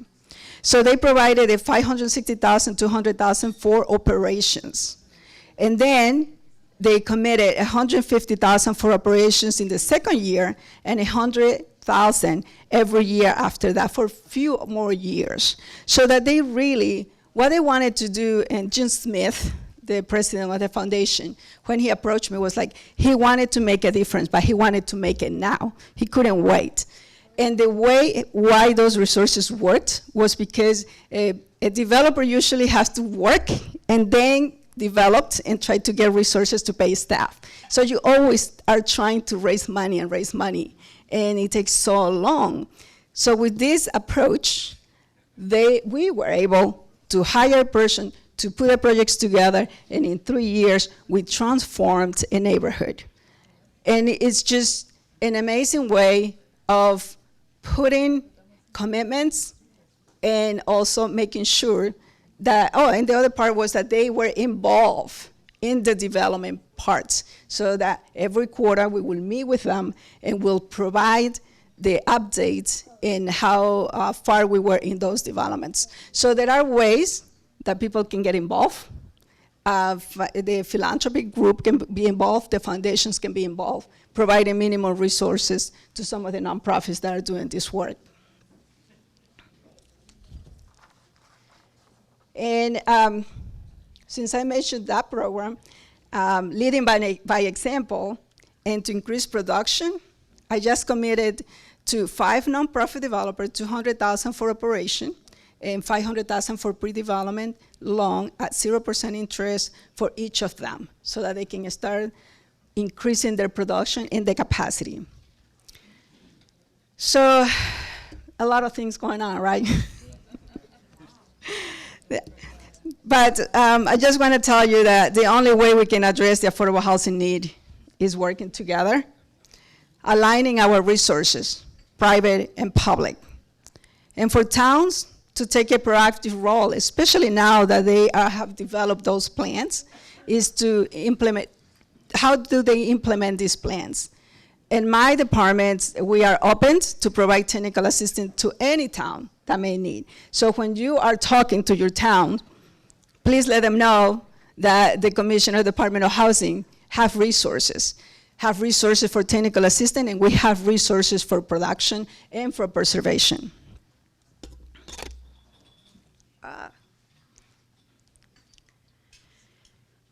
So to end my basically a report, because I have like 2, 4, 5, 6 legislators here.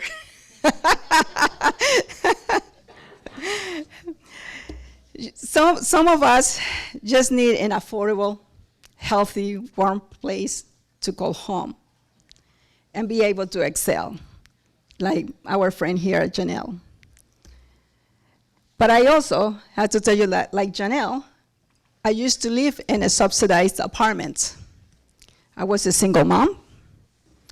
I was going to school full time. I had 2 jobs, 2 part-time jobs. And because I had a place that I could afford, I was able to obtain an associate's, a bachelor's, a master's, and a fellowship at Harvard University. So we are all in this together. Housing and supportive services. Thank you for all your work, not only to the staff of teams and the board, but the volunteers, the people that come together, the private sector, to help us in this mission, because it is a mission. But working together, I think we can get closer. Thank you.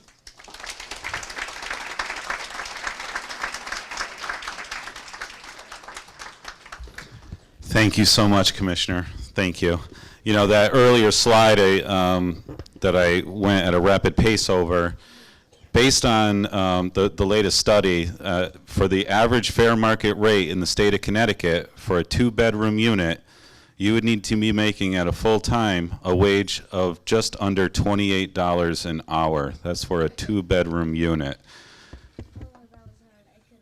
To Sayla's point, we're talking about our first responders. We're talking about our workers coming into Griffin Health Services. We're talking about our workers coming into the Milford Health Department, the Naugatuck Valley Health District.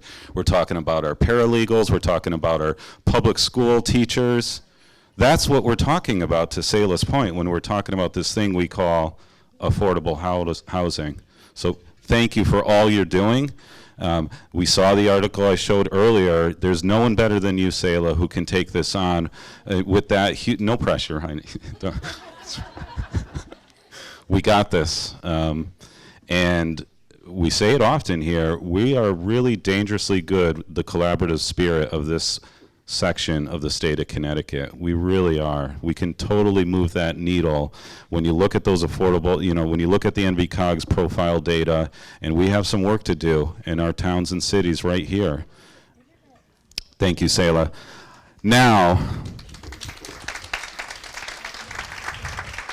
one of those many legislators that we are blessed to have with us today, and in the spirit of election season, he is not in Teams Region, okay?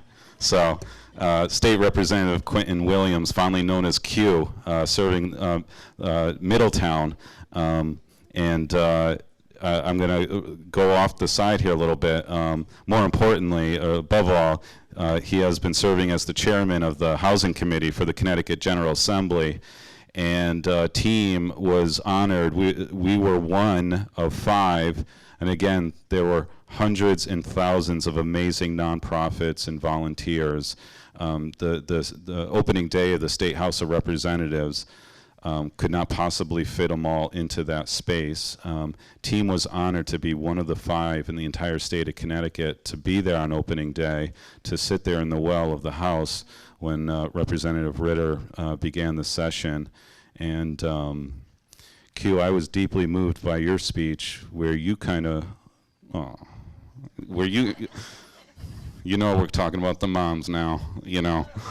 But, you know, when you just started riffing about Mom and you talked about everything Mom did for you, and, you know, I started and cried, frankly.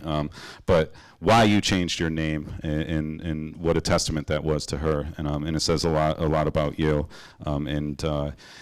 I know you have, just like the commissioner, you have no time on your side, that you carve out that time to come to this region and to share a few words about this thing around housing from a policy prescription perspective means a lot to team. And for everybody here, those, you know, who are meaningfully involved and want to get meaningfully involved, we have a really strong feedback loop with the commissioner and representatives like Q. A couple of highlights on Q. Again, he's got also was named 40 under 40. I'm not saying the year this time, in the Fairfield County Business Journal, Hartford Business Journal twice, and the Connecticut Magazine, so 3 times across a span of 4 years was named top 40 under 40, this professional. Q was an American Council for Young Political Leaders Russia delegate in 2016, Community Foundation of Middlesex County Next Generation Leader, Jewish Federation of North America Municipal Leader, Israel Exchange, State Legislative Leader Foundation Emerging Leader, New Deal Leader, and Robert J. Thompson Eastern Leadership Academy Fellow in 2021, just last year. Now serves Excellence Community Schools as their Director of Advocacy and Policy. And in this role, Representative Q builds capacity and supports school families through advocacy, community organizing, strategic partnerships, and Q is also the co-founder and former co-director of Equity Connecticut, a nonprofit dedicated to creating learning opportunities, building actionable understandings of equity, and consciously dismantling systemic inequity through action and civic engagement. Graduate of Middletown Public Schools, Bachelor's in Business Administration at Bryant University, Master's in Public Administration from Villanova, and a Diversity and Inclusion certification from Cornell University. And there's a lot more here. I give you State Representative Williams, fondly known as Q.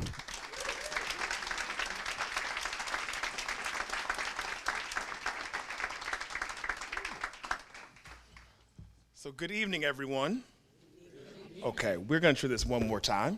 So I'm Rep. Q. Williams from the great city of Middletown.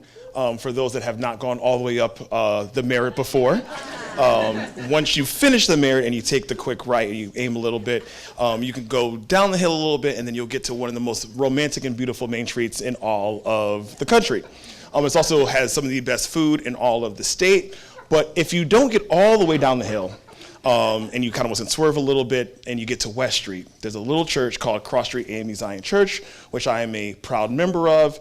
And when we say hello or we greet folks, we make sure that we have folks greet us back so that we know that we are all in the spirit and room together. So I want to try this one more time. So good evening, everyone. Good evening. Thank you. So I know I'm not alone. Amen. It really is a pleasure and an honor to be here. As I said, I grew up in Woodbury Circle, which I did not know until I was in college that it actually was a low-income housing development, and found it, because it never felt that way. It was a community of predominantly Polish Americans and Sicilian Americans, and at the time there was only about 10 black households in the entire about 400 to 500 complex. And my mom was a worker for the state of Connecticut at CVH and River Valley Services. And she did, dare I say, hide our, we could call it poverty or brokenness or what, there's a whole bunch of ways. But it never felt like we were low income when I was growing up. We were always well fed, and my mom helped take care of what I would call my brothers now. And having that safe home was a very, I think, important foundation for me to become the leader that I am. So it's always a blessing to really be able to talk about housing and education and all the intersectionality that goes with that. So I truly appreciate Dave and the team for inviting me to speak today. I would also be remiss if I wasn't going to recognize the commissioner who's done an absolutely phenomenal job in one of the greatest crises that we will ever see in our lifetime. And I know I have several colleagues, Representative Rochelle, Representative Kennedy, and Representative Relander, who are awesome partners. And I really can even say this in a bipartisan way in this particular case, that you have an amazing delegation down here. And I said, it's really been a pleasure to work with all three of them. And they're just, I said, awesome delegates for this work. So I want to talk to everyone about what we're going to call this, the consequences of conjunctions. In particular, the word but. And I had a mentor years ago talk about this idea of what the word but really means. And what he shared was, whenever you hear the word but, only listen to the stuff that comes after the word but, because anything beforehand is going to completely contradict what they said. So when he said the word but, he made the acronym BEHOLD the unadulterated truth, right? So I want you to remember this, BEHOLD the unadulterated truth. And I want us to be able to understand the consequences, and this is going to be probably one of the more, I think, the first time publicly that I shared, and I'm not going to have all the time to share some information. I forgot to turn on my timer, so let me turn that on now so I remember to stop within 10 minutes. But the consequences are literally dire. And I want to invoke, I said, a mother who tried to do the best for her son. And even as she loved her son, I think we as a system and we as a community weren't able to give this young, we would call man at 18 and a quarter, but I would say this young boy, the real hope and support that he needed. So I want to talk about really quickly about this, my mentee. And he wasn't my direct mentee, but I was in a mentoring program before I became an educator. I've been an educator for about 9 years now. And Joe, who is the perennial volunteer on the nonprofit boards. If you think about nonprofit boards that you're on, you know the Joe in your own community, right? Someone that's on 3, 4, 5, 6 boards, volunteers for everything, writes the checks, that sort of guy. And he gave me a call and he said, Q, I need you to call my mentee. You can talk to him differently as another young man of color. I can't talk to him as a rich white guy. He's not quite hearing me the same way. I need you to give him a call because, as Joe said, he's acting like a thug. He's not doing right. He's not doing right. I said, okay. Of course, Joe, I can do this. Let me pick up the phone and I'm going to call and I'm going to read him the riot act. So I called him up, and before I could even start to share about how frustrated I was that he had Joe who cared about him, he had me, he had multiple teachers that cared about him, he said, Q, I'm homeless. I slept outside last night. I said, oh, okay. Well, we got to figure that first, right? Because I can't help you with all the other concerns that I have if I think that you're sleeping outside. So let's figure that out first. So between Joe, the perennial and self-described rich white guy, myself as a state representative, my wife who owns a small group practice, and Justin Carbonello, who's one of the most well-known Youth Service Bureau directors in the state of Connecticut, the four of us, it took us 2 days to find our mentee housing. 2 days. And it wasn't supportive housing, it wasn't the right fit, it was an 18-year-old kid that was now going to be placed in this adult facility. And as I went to drop him off, went in my car, and matter of fact, it might have even been this exact suit. But I put on my blue suit and usually the red tie and the fancy pin and the pocket square. So usually I wear the the state rep pin, so you know, once again, that I'm a state rep. And as the first black state representative in Middletown's history, I take that with great pride. I take great pride just being a representative in general. As someone that has been in student government since 6th grade, the idea of being in elected office is something that I truly feel is a calling. So as I walked our mentee into that building, and I'm sorry, it was scary because I knew I was going to put them in their care. And as we walked in, and they're like, okay, follow me. I said, oh, wait a minute. Like, how does this work? How does this work? Because I know we have multiple people that care about him. And he said, if he follows the rules, he can stay. If he doesn't follow the rules, he can't stay. I said, wait a second, wait. And I said, I don't mean to ask it like this, but I don't know how to ask it any other way. Do you know who I am? And I'm a little conceited sometimes and cocky, but when you're this cute and you smile about it, sometimes you can get away with it. And she goes, no. I said, well, I want you to look out the window, and across the street is our River Valley Services. And if you look at that exact window, that will peek into the Williams Wing, which is named after my mom, who worked for 30 plus years at River Valley Services and gave amazing service to the state of Connecticut. And River Valley Services is situated right in my district, the 100 district, the district that I represent, and I'm Representative Q. Williams. So I just want to make sure, as you know, that I'm putting this young boy in your care. I want to make sure that you also know that we have multiple people that are here to help him and support you as you were supporting him. So we need to know how I need to know how I can help you help him. And she goes, oh, I'm so sorry. I said, no, I understand. Because matter of fact, I forgot to mention, as I'm dropping him off, there's the food delivery was being brought in, and I could see that there was another emergency happening behind her. And this was a social worker that was vastly underpaid for that sort of work. And we also have to talk about how we often try to fight inequities, but we perpetuate our own inequities in a lot of the systems that we do. So I truly understand why she was as stressed as she was, and why she was so quick to say that. But it still hurts every time I think about what that experience was like, even as someone that was as empowered as I am. Well, needless to say, about a week or so later, probably like a week or two later, it wasn't a right fit. And he did unconscionable acts to the workers and staff and got kicked out. But in some ways, I can't blame him because he didn't have his meds, he wasn't having social work, he wasn't having therapy. So there was none of the foundation that it would have taken for him to be successful in that environment anyway. And so now he's homeless again, and we're trying to figure it out. And he's at the hotel, and we're kind of in the middle of COVID, essentially. And the last time I got to talk to him was about essentially ordering him pizza. Because he's like, I don't know how to eat. I just need to. So I ordered him pizza, and we're trying to figure it out. And that was really the last time I got to talk to him. So then a few days later, matter of fact, I don't think it was about 2 or 3 days later, I'm in my office at the Capitol. And I get a call from my best friend. I typically call her my sister, who actually got me into the mentoring program in the first place. And she goes, I just want to let you know about our mentee. He's in the custody of the police.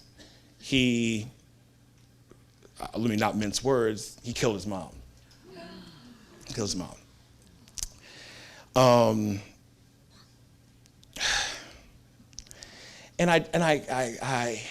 I share that because I think about there were so many opportunities where I feel like if just minor things had happened, we wouldn't be in this place where I have to share about the death of this woman that I still feel greatly responsible for.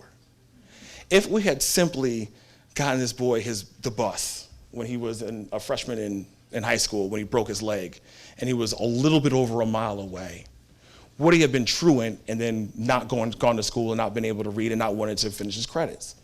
Just a simple bus, less than a mile away, would we be in this space? If the social worker that ran, or at least not even ran, that welcomed him, if she was paid more fairly and we had fully funded that facility, could he have got his meds, and could he have gotten the social work and the therapy from the very beginning? And I even think about, once again, that 211 call of being there for over an hour. And still, even after being on that phone for over an hour, and still them saying, we don't have space for this young kid. And 2 days later, after once again constantly invoking the title of state representative, that's when we finally were able to find him a space that wasn't even the right fit. If we made these changes, right, could things be a little different? And I'm saying I have to live with that each and every day. And it's so even as a housing chair, it said it becomes really difficult knowing how important it was for me to have a home that my mom provided, and knowing the sort of love and care that my mom gave to me, that not everyone has that. So I want us to think about the personal is political, and I teach that to my students. Matter of fact, it's going to be what I teach them on Monday. I'm a professor, adjunct professor at University of Hartford, and on Monday we're going to do our section on womenism, feminism, and intersectionality. And we talk about the personal is political, as in the policies that we work have a personal consequence, right? So when we make a policy, there's like a John or a Susan or a Matt or my mentee that is going to affect, or his mom that's going to affect. So I want us to go back to that idea of when I talked about the but, to behold the unadulterated truth, right? And you're gonna hear a lot about a lot of the policies for housing. And I said, I've already gave them the kudos for how awesome your delegation is. And I want us to think about that word, behold the unadulterated truth. And I'm going to invoke one more state representative, Representative Linehan from Cheshire, who was one of the main leaders in was Tristan's Law. And essentially, Tristan's Law puts the stop signs on the ice cream trucks after a tragedy in front of a birthday party. And what she said was, if it affects one student or one kid, we have to do something different. So I've already told you about the one kid that I'm thinking about as I make policies. So I want us to remember, every time you hear the word but in terms of housing, just remember that it's really about beholding the unadulterated truth. So I want you to think about when you hear about 830G. And 830G, and you're going to hear, oh, 830G would be good, but, and they're going to give the long laundry list of things.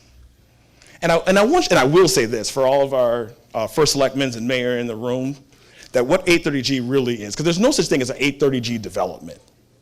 What it really is just, it is a breakdown of communication, and it is a breakdown of negotiation from our cities and our developers. That's the only time 830G is ever used, because it's expensive, it is timely, and it's a pain in the butt. I'm saying it nicely because we have the young kid in the front. But no developer wants to use 830G. It is that cumbersome. So if you hear someone say, it would be good, but it doesn't give power to the local municipalities, it takes power away from them, what we're really saying is we really don't want housing. So just think about that. When you hear that, we know we need to look at our planning and zoning codes, and we have to probably look at exclusionary zoning. And the first thing you'll hear is, that would be really good. We could do inclusionary zoning, but here comes a laundry list of things. When you think about organizations like some of the housing authorities that we have in Connecticut, like the one we have in Middletown, the New Haven one, the East Hampton one, the New Canaan one, that actually has a capacity to grow and build more housing developments that we need right now for all budgets. We need it for grandma that wants to downsize. We need it for the student that graduated from UConn or from Quinnipiac or from Sacred Heart or from Yale that wants to stay. For the family of four, that is our LPNs and nurse practitioners and paralegals that are just trying to find a place that can fit their budget. We need it for every single budget and wallet in this state. And you'll hear all the reasons why we can't. So when you think about when you have these housing authorities that could expand, so just something as simple as Middletown could go to Cromwell, or Middletown could go to Portland, or maybe Derby could go to Ansonia. Just one town over. Now, mind you, I don't know the difference between Ansonia and Derby. I'm from Middletown. But if they could, right? If they had the capacity to do so, and I know I'm over my time, so I'm going to go a little bit quicker in a moment, I promise you. I want you to, when you hear the word but, I want you to chuckle. First, I want you to chuckle, then I want you to be compassionate. I want you to give the sort of compassion that I would have hoped that would have given my mentee, that is now what's going to, and the sort of compassion that I want to give to his mom. I want you to remember that word but. Because we're going to have to empower my fellow colleagues to be able to make the right decisions. When you hear about the rent commissions and why we need rent commissions right now, and we have the law already passed, the only thing that our municipalities have to do is implement them, which would give a voice for those that are renting right now to have a fair chance at having a reasonable rent and be protected from outrageous rent increases as we've just gotten through COVID right now. So if you are a first selectman and the mayor and you have not started your process for rent commissions, I want us all to remember that word but, the behold the unadulterated truth. We could do the rent commissions but. And the list goes on and on. The list goes on and on. The accessory dwellings, the child care in homes, the perpetual eviction records that we keep as for state records if you have an eviction. That makes it almost impossible to get a home afterwards. If we keep all those things on, which makes it incredibly difficult to get a home, I just want you to remember that word, behold the unadulterated truth, the word but. And I want you to think about the consequences of conjunctions the entire time. And usually I would stay a long time. I do apologize. I do have to get on the Zoom with the NAACP to talk about education, which is another thing that I would talk about. So usually I would stay and take more questions. But I appreciate the time that I've been given today. And I really, what this really is not just it's not a call for just concern. It's not a call for just compassion. It really is a call to action. I'm going to need this room because I can see that there are numerous powerful people in this room to be able to give power to folks like Representative Rochelle and give power to Representative Olander and give power to Representative Kennedy to say, I know you can make the right decisions. I know we can get rid of exclusionary zoning. I know we can expand the housing authorities. I know we can do the rent commissions. I know we can put more money in for developing housing. I know you can do it. That's why we sent you up there. You have been this powerful and this strong. You came to this dinner and had really good chicken and salmon with us today. And now I need you to make the hard votes. Because I don't think they're hard votes, because the fact of the matter is we don't have enough housing stock in the state of Connecticut, period. We just don't. So I'm calling on you to, when they say that they've heard the folks that say all the reasons that said but, I need you all to be the reasons that remind them about what the real consequences are. So I appreciate you and giving this time, and I do apologize for taking too much time, but this is this moment that we are going to start to make the change in Connecticut for housing policy right here, and I appreciate that time. Thank you.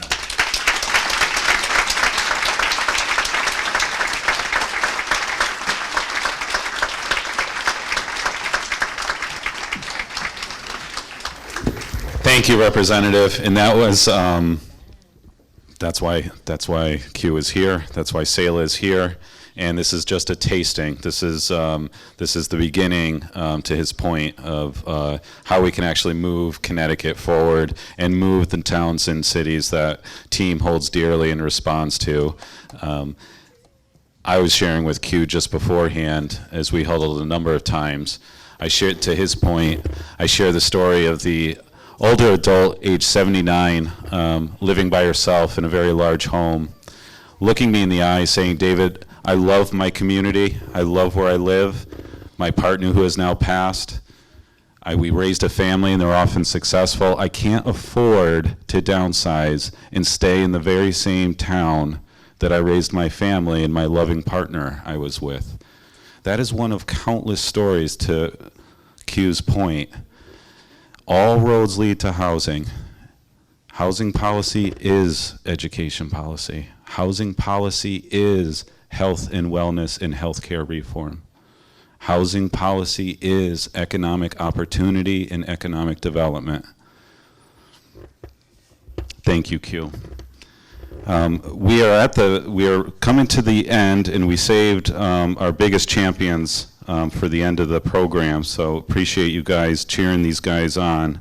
Going to first talk briefly about two health districts and departments that were exemplars before any cognizance of a pandemic, and after 2.5 years swimming through COVID-19, our Milford Health Department out of the city of Milford and the Naugatuck Valley Health District, the road has been very long for them. It'll continue to be very long for them. And from team's lens, and boy, do we have a front row seat since day one on this. It has been terrifying, and it's like being in a dark tunnel, and it's been terrifying since March of 2020, trying to stay safe, try to keep up in real time with public health guidance on, amidst caring for children, getting food to people, helping people with case management, getting prescriptions to elderly, getting meals to elderly, isolated residents, et cetera, et cetera. And I liken it to team had a very strong flashlight in that dark cave. In that flashlight, I get around and I tell you, our flashlight was very, very strong in real time to be able to make those types of decisions for thousands of people because of the ongoing relationships, communication, and guidance of the City of Milford's Health Department as well as the Naugatuck Valley Health District. And so we are so appreciative of you, and we know we are not out yet. We know it is still going to be up and down. And a couple other elements. I'm going to talk a little bit about Milford, and then I'm going to go over to Naugatuck Valley Health District. We still just have the fondest memories of standing alongside Milford Health Department staff, doing vaccine clinics at the Margagegan Community Center, doing them on the Milford Green at multiple community events. In fact, Griffin Health Services team and the Milford Health Department on Juneteenth events, and not only doing vaccine and outreach and education and nudges, but also, oh, by the way, we also have social and economic supports. We are here for you, we are with you, we are for you. And to be able to do that with the Milford Health Department, frankly, was an exemplar. And then for the Naugatuck Valley Health District, that as well, doing the vaccine outreach and education, but also have a very fond, I'm going to focus in on childcare. As I shared with you earlier, a lot of childcare programs shut down real fast and furious. Some tried to reopen, some tried to stay open, some were shells of their former selves. And again, the guidance was just, you all know this, the onslaught of information and misinformation, you know, to have that exceptional flashlight of the Naugatuck Valley Health District, and for team to be able to actually co-present with the Naugatuck Valley Health District to help other child care programs stay open and remain that lifeline. So essential workers, remember, it said earlier, team provided childcare for Griffin Health Services staff, people in the emergency. We would see them every morning coming into our childcare, and we would know how they felt. A shell of how they felt from their time bringing their kid to us. We cannot even imagine. Can't even imagine what was going through the minds of those courageous caregivers at Griffin Health. But our ability to maintain that level of care and exceptional, keeping us safe and remaining healthy, says a lot about these two health departments. And for the Naugatuck Valley Health District, I think, Jess Christie and Lisa Troop, I heard Yalitza name drop Toys for Kids, as if they didn't have enough going on with septics and wells and coronavirus 19 public health emergency response. They said, oh, by the way, we're going to help team make magic happen for more than 1,900 kids. And so they were actually moving toys, collecting toys, dropping toys off, donating. And that says a lot about you, Jess, and Lisa, and all the staff at the Naugatuck Valley Health District.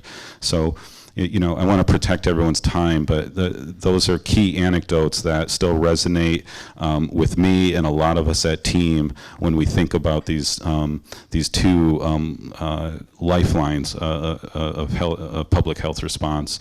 So what I'd like to do is first ask Deepa Joseph, the director of the Milford Health Department in the City of Milford, and if Justin Rosen is with us, I believe from the mayor's office, also encourage you to come up. And please be recognized. We'd like to issue you the Team Community Partnership Award.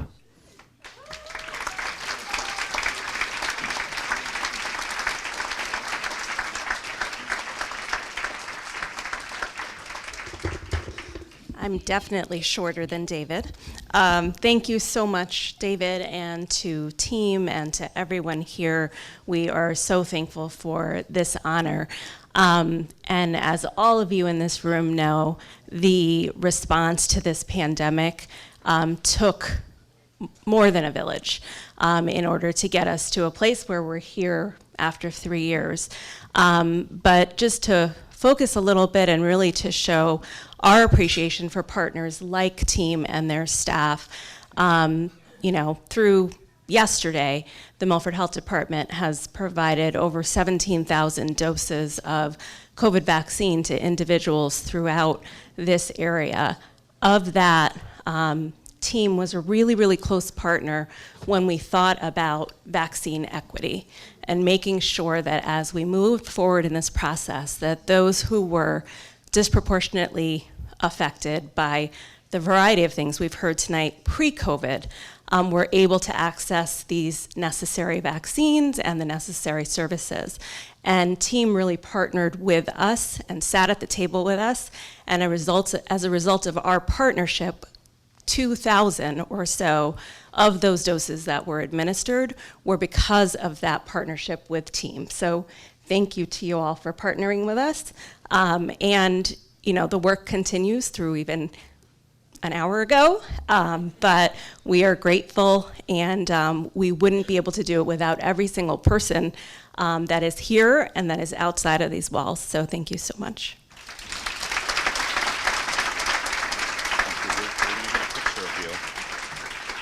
Go ahead. And if anybody, any elected officials from Milford would like to come up and join us for a picture. Thank you, Representative Kenny. Thank you, sir. Thank you so much. And I'll be really quick. You guys have all been so patient tonight. But I do have an official citation from the Connecticut General Assembly from the Milford delegation, introduced by myself, Representative Charles Ferraro, Representative Frank Smith, and Senator James Maroney. And I'm just going to skip down to the recognition and just give so much kudos to Deepa. She's like an Energizer bunny. I think I got all my shots through the Milford Health Department, even my booster, and yesterday I had my flu shot. And so far I feel good. So in recognition of your courage and resolve in your response to the pandemic, the guidance and medical care provided was vital to the Milford community in protecting the public's health. The dedication of your team was evident in the long worked hours and the compassion shown for all of our residents. On behalf of the entire delegation, I extend sincere congratulations and present this to you, Deepa.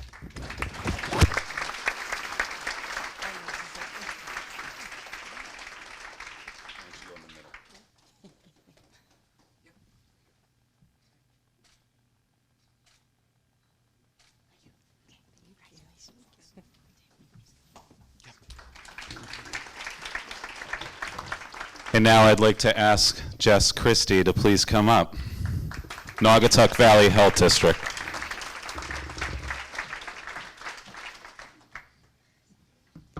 Hey everyone, I'm Jess. A lot of familiar faces and some I haven't met, so hopefully our paths will cross one day. Congratulations to Deepa, fellow public health colleague, and I think sometimes we sell ourselves short in public health. We sign up for public service, we do what we do every day, but we never expect a pat on the back or recognition. And Deepa, like myself, serve in not just our own local health department or district roles, but we also volunteer our time for our regional response and our colleagues. So we do a lot. David, thank you. It is very humbling to be here accepting recognition on behalf of the health district staff. As you know, we have worked tirelessly for a long time. And to receive recognition from an organization like Team, which we all know has made such an impact and will continue to do so for so many people in the state of Connecticut. But in all seriousness, we, as I mentioned, never expect any kind of recognition. So it is nice and it is very humbling for so many of you to hear about our public health work. Beyond the pandemic. We want to highlight that, it's not just contact tracing and vaccines. That's what's in the news and that's what we've heard about, but we do environmental health services, community health services, emergency preparedness, and so much more. I'd like to thank the Naugatuck Valley Health District Board of Directors. Some of you are here this evening. our chief elected officials for always supporting us, and to our local delegation who have always had our back and continue to be champions for public health in the state of Connecticut and the Valley. Dr. Brown, our medical advisor, thank you for always answering the call and co-presenting with me when we're put on the spot by people like David. And I'd like to call special attention to my assistant directors, Melanie, Dokla, and Carissa Caserta, to all my staff who have worked tirelessly to provide essential public health services while also responding to the pandemic. To our volunteers, both medical and non-medical, from the Naugatuck Valley Medical Reserve Corps, we wouldn't have been able to sustain 2.5 years of mass vaccination clinics without these rock stars. Our environmental team is led by Melanie. It includes Rich, John, Nicolette, and Amanda. Our community health team, it's led by Carissa and includes our nurse Christy, Gabrielle, Elizabeth, Joan, Nancy, and Vanessa.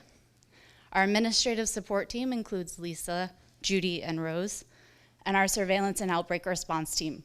A lot of you have probably interacted with them recently. Led by Lisa Troop, this includes Paulina, Beatrice, and Nikki. All of these individuals continue to make our work happen. It keeps our wheels going, but it also impacts our residents, and we make sure that we get the job done and get the people what they need. Every person I named has contributed more than I could ever stand here and describe, and I appreciate every single one of them immensely. David, you mentioned earlier, we have a great collaborative spirit in the Valley. I couldn't say anything up here without all of our partners that have helped us along the way. We have team, we have Griffin Health Services, Myra, Monica, Rob, Patrick, everybody else that's not here, Lisa. The Valley Community Foundation. We wouldn't have been able to do a lot without grant funding.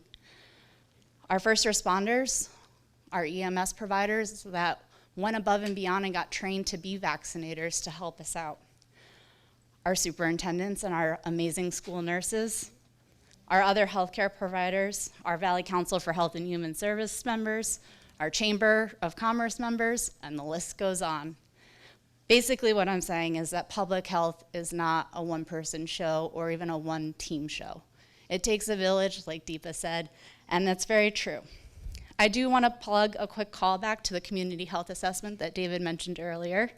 We are so excited to unveil our new health assessment in November, and I hope we can pack the room just like we did tonight when we launch our new data set and talk about our new 3-year community health improvement plan.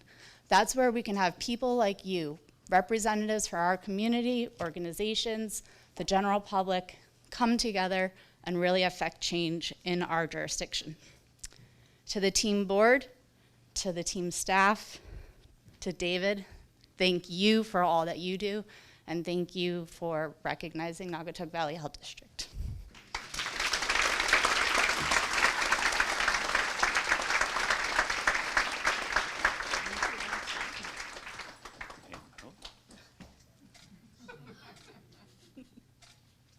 Okay. Thanks, David.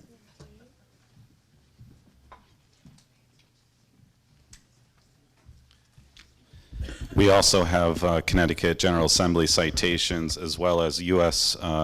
Federal citations for all 3 recipients tonight. So kudos to Milford Health Department, Naugatuck Valley Health District, and Griffin Health Services. You know, I could just say Griffin Health Services, and we could all say, well, yeah, duh. The amount of the breadth of work that Griffin Health has done. There's a big reason, and again, team has had a front row seat since day one. As I told you, the staff never left, having always been in the front line from a social and economic lens. And to see how terrifying things just shut down real fast across multiple sectors. I'd argue I saw entities decompensate themselves. I saw things disappear that I don't agree they should have disappeared. But such was not the case of Griffin Health Services. In fact, when for us at team, even having our own doubts as essential, you know, social and economic and child care providers, that the core, the strength of we can do this was because of Griffin Health Services. A lot of individuals there. that were able to give us the assurance and the guidance similar to our health districts, and individuals who would actually come and sit down with us to help us with the stick-to-itiveness of responding to this public health crisis in real time. And I don't care who you are. I mean, I've had moments of weakness where I think of, as social workers and child care workers and home visitors, human services workers. You never imagine that you would still have to be in front of something, and part of your brain thinks, well, healthcare workers signed up for that. Nobody signed up for this. No one could imagine. And when you'd see the images in Italy, and then you'd see the images in New York, Manhattan, it just. I can tell you the corpus of our strength was Griffin Health Services, and when we saw their frontline workers bringing their children to us, knowing that they were helping very sick people really on the precipice of losing their lives, it really gave us a sense of purpose and understanding for ourselves, but above all, can you even imagine these Griffin Health Services workers, the hundreds and 2,000 souls pouring themselves into something in real time, amidst those images, of what was going on across the waters into New York and beyond. I ran into a national accreditor, and I learned a little street talk that Griffin Health Services got a surprise visit for accreditation and surveying, and one of the individuals was talking about the accreditor who gets around the whole country, was just absolutely blown away. They just couldn't imagine how is this possible that an institution like this, a community-based independent hospital healthcare entity like this could have possibly done everything it's done. A couple of my thoughts on that is they figured this before the pandemic. They were an exemplar, and they figured out a lot of things. What this accreditor said to me is they've got to figure out how to package this and tell this story. The story needs to be told, and I'd be the first one to tell you it's hard to tell a story. It's hard to hit the brakes, stop, and tell the story. But there is one heck of a story, and so I challenge Griffin Health Services leadership and everyone there.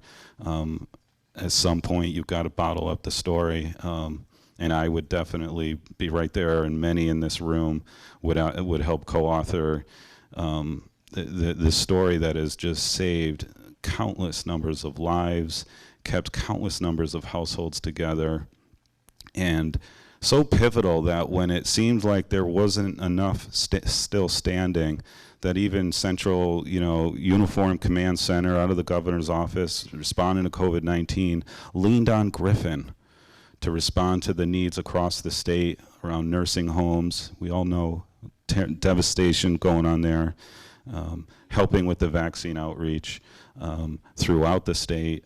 And literally saving lives hour by hour each day. The last thing I want to say before I stop is a couple of things that I was looking deeper into the hood, because these are some things that you may not know, or the public at large may not know. All right. Griffin Hospital was just recently recognized by Newsweek as one of the world's best hospitals and posted the highest scores in Connecticut for patient satisfaction in a national patient experience of care survey, and was named among the world's best hospitals by Newsweek, not once, not twice, not thrice, but for the fourth consecutive year. The world's best hospitals recognition survey sent to nearly 80,000 medical experts, as well as recommendations from medical experts, hospital performance data, and patient satisfaction. 4 straight years. And Griffin was one of just 4 hospitals in the entire state of Connecticut to receive the 2022 World's Best recognition. All the staff and the leadership there, they achieved the highest ratings among Connecticut hospitals for patient experience, according to the latest Hospital Consumer Assessment of Healthcare Providers and Systems, HCAHPS. We love our acronyms. Results published by the Centers for Medicare and Medicaid Services. And in this national publicly reported survey of patients' perception of hospital care, Griffin had the highest average score across all survey domains, every one of them. And in addition, Griffin Hospital was rated highest in the state on 5 of 10 individual domains, including overall satisfaction and patient willingness to recommend. I won't keep going. I'm going to protect your time. We are on schedule. Yeah.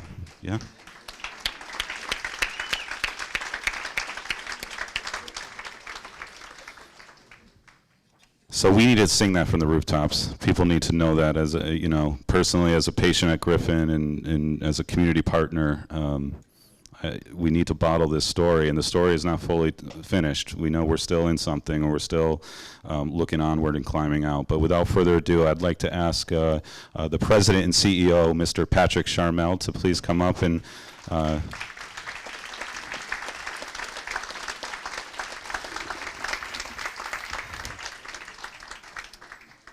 David. Yep. Last point, this is the highest award possible from Team Inc., the President and Chairs Award. Thank you, David. First of all, I'd like to ask my team, the 2 tables in front of me, to step up and be recognized. Come on up here. I can't do this alone.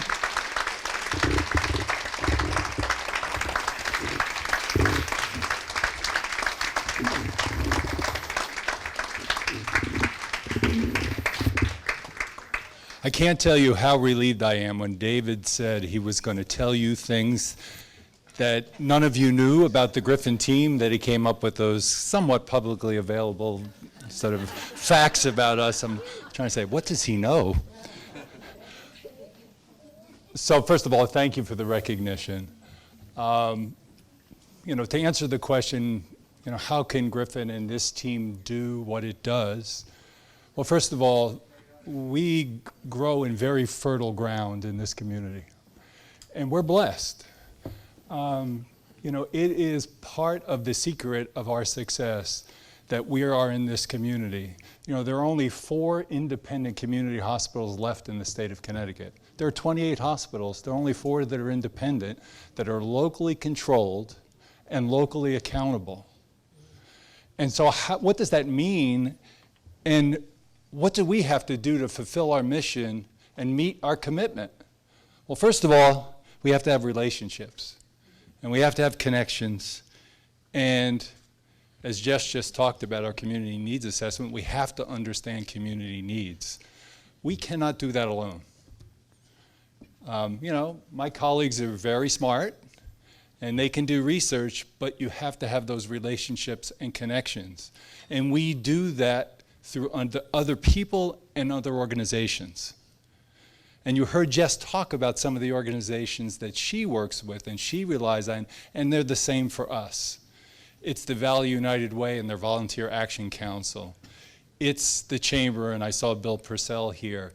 It's the Valley Community Foundation. It's the local school systems. I see Matt Conway there and Joe DeBacco. We have an intimate relationship with the Derby and Ansonia schools. It is vital to our success. It's not just a nice to have. It's not something we see as, well, we have to have these relationships. We can't do what we do without them. You heard talk about our local elected officials, our delegation. They rely on us, and we absolutely rely on them. This is absolutely critical. Well, but our most intimate relationship, and frankly, our most important relationship in this community, no disrespect to anyone else, Matt, I'm sorry, is with Team.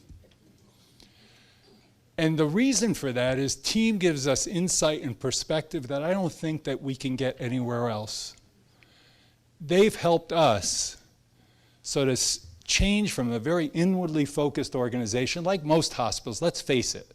They're big boxes with beds sitting up at the top of the hill, and we expect everybody to climb up the hill and get to us and let us do what we want to them, essentially whether they need it or not. We've tried to change that. And somebody like David and Team is the one that's helping us understand the needs of the individuals that live in our community, especially those families that are under-resourced, right? And we together, if we're going to improve the health of the community, which is our mission, we can't leave behind that very large portion of the community that doesn't have the resources that they need to meet their basic living needs. And that big box with beds has to step up and help address those needs. Not just when it comes to traditional medical care, wait for people to get sick and show up and then we try and make them better. How do we prevent them from getting sick in the first place and understand their social vulnerability? I couldn't do it. We could not do it without team, right? You heard about what we did during the pandemic. It's not only a local community, we're a community hospital. It seems like we have a very big community now because we've been working, this team has been working in almost every community in the state. And of course, one of the first person I called when we took on this challenge was David, and I said, David, you're a wonderful organization, community action agencies, we know you, there must be folks like you elsewhere. So of course, David being David, he said, of course, I'll introduce you to my colleagues that run community action agencies. I hope none of you are here because I'm going to say something disparaging. In other communities throughout the state. So the equivalent of David in other communities, those community action agencies. And guess what? He didn't tell me they're not like him.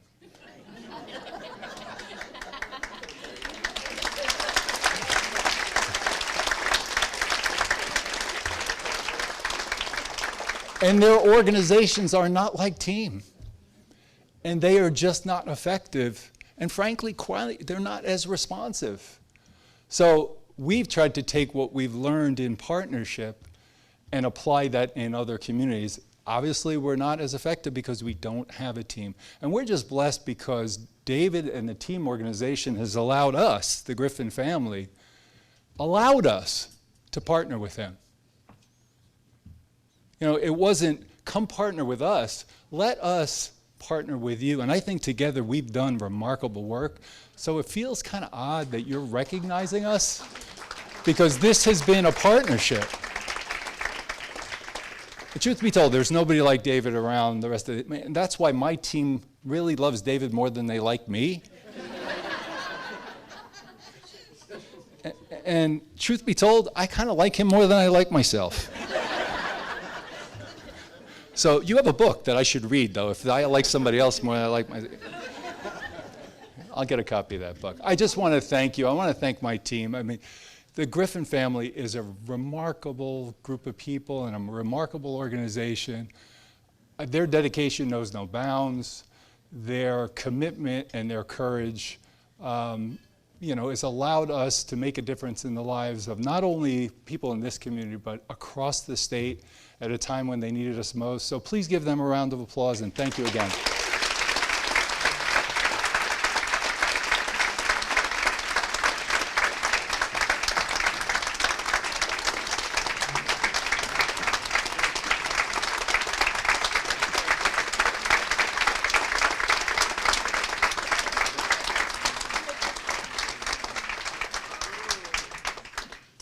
He's going to give a clock to somebody who's always late.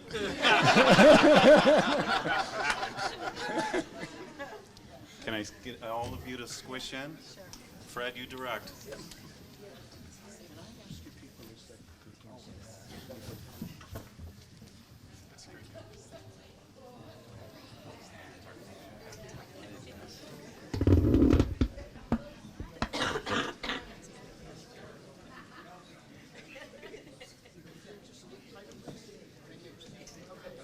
Can I stand on a chair?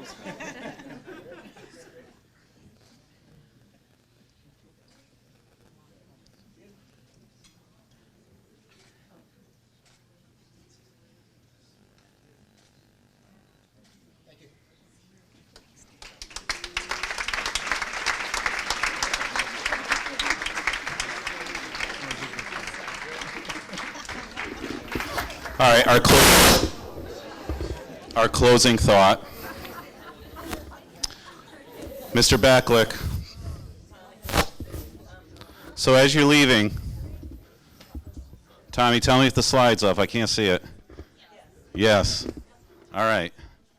So, as you're leaving, you may have noticed we embarked on launching Team Toys for Kids. I heard Yulitza name drop it. We impacted 1,920 kids last holiday season. And I want to give a shout out to our co-chairs, the Magic Makers Committee, we call them, Carolyn Catania and Carol Pendergast, and their Magic Makers Committee. There they are. Fred, make sure you get a picture of them. Don't let them leave. And to you, Tom and Diane Backlick. They have been amazing donors, amazing contributors. You'll see it on our social media. They open up their house on a beautiful weekend in November. The admission is you just show up with a toy, and by the end of the experience of fellowship, there's over 700 toys. This year, we are going to have over 100 drop-off sites of small businesses, large businesses, banks, nonprofits, city halls, et cetera, et cetera. So we actually do have some boxes here tonight. So on your way out, if you see some of our Magic Makers, they will give you a box if you are a business or have a space that you think would make a lot of sense, because we can actually, for the first time in 3 years, last 2 years it was a different experience, we can actually make that community footprint again that you heard so eloquently from all the recipients tonight. So on your way out to do that. And I'm going to leave you with the most important data point of the evening. Is Tom and Diane up there? And Diane is really the one that gets it all done. Don't let Tommy fool you. But what I want to tell you is that I learned that, they went on a cruise a few months ago, and Tom Backlick himself got voted on the entire cruise as the best legs. Have a good night. True story.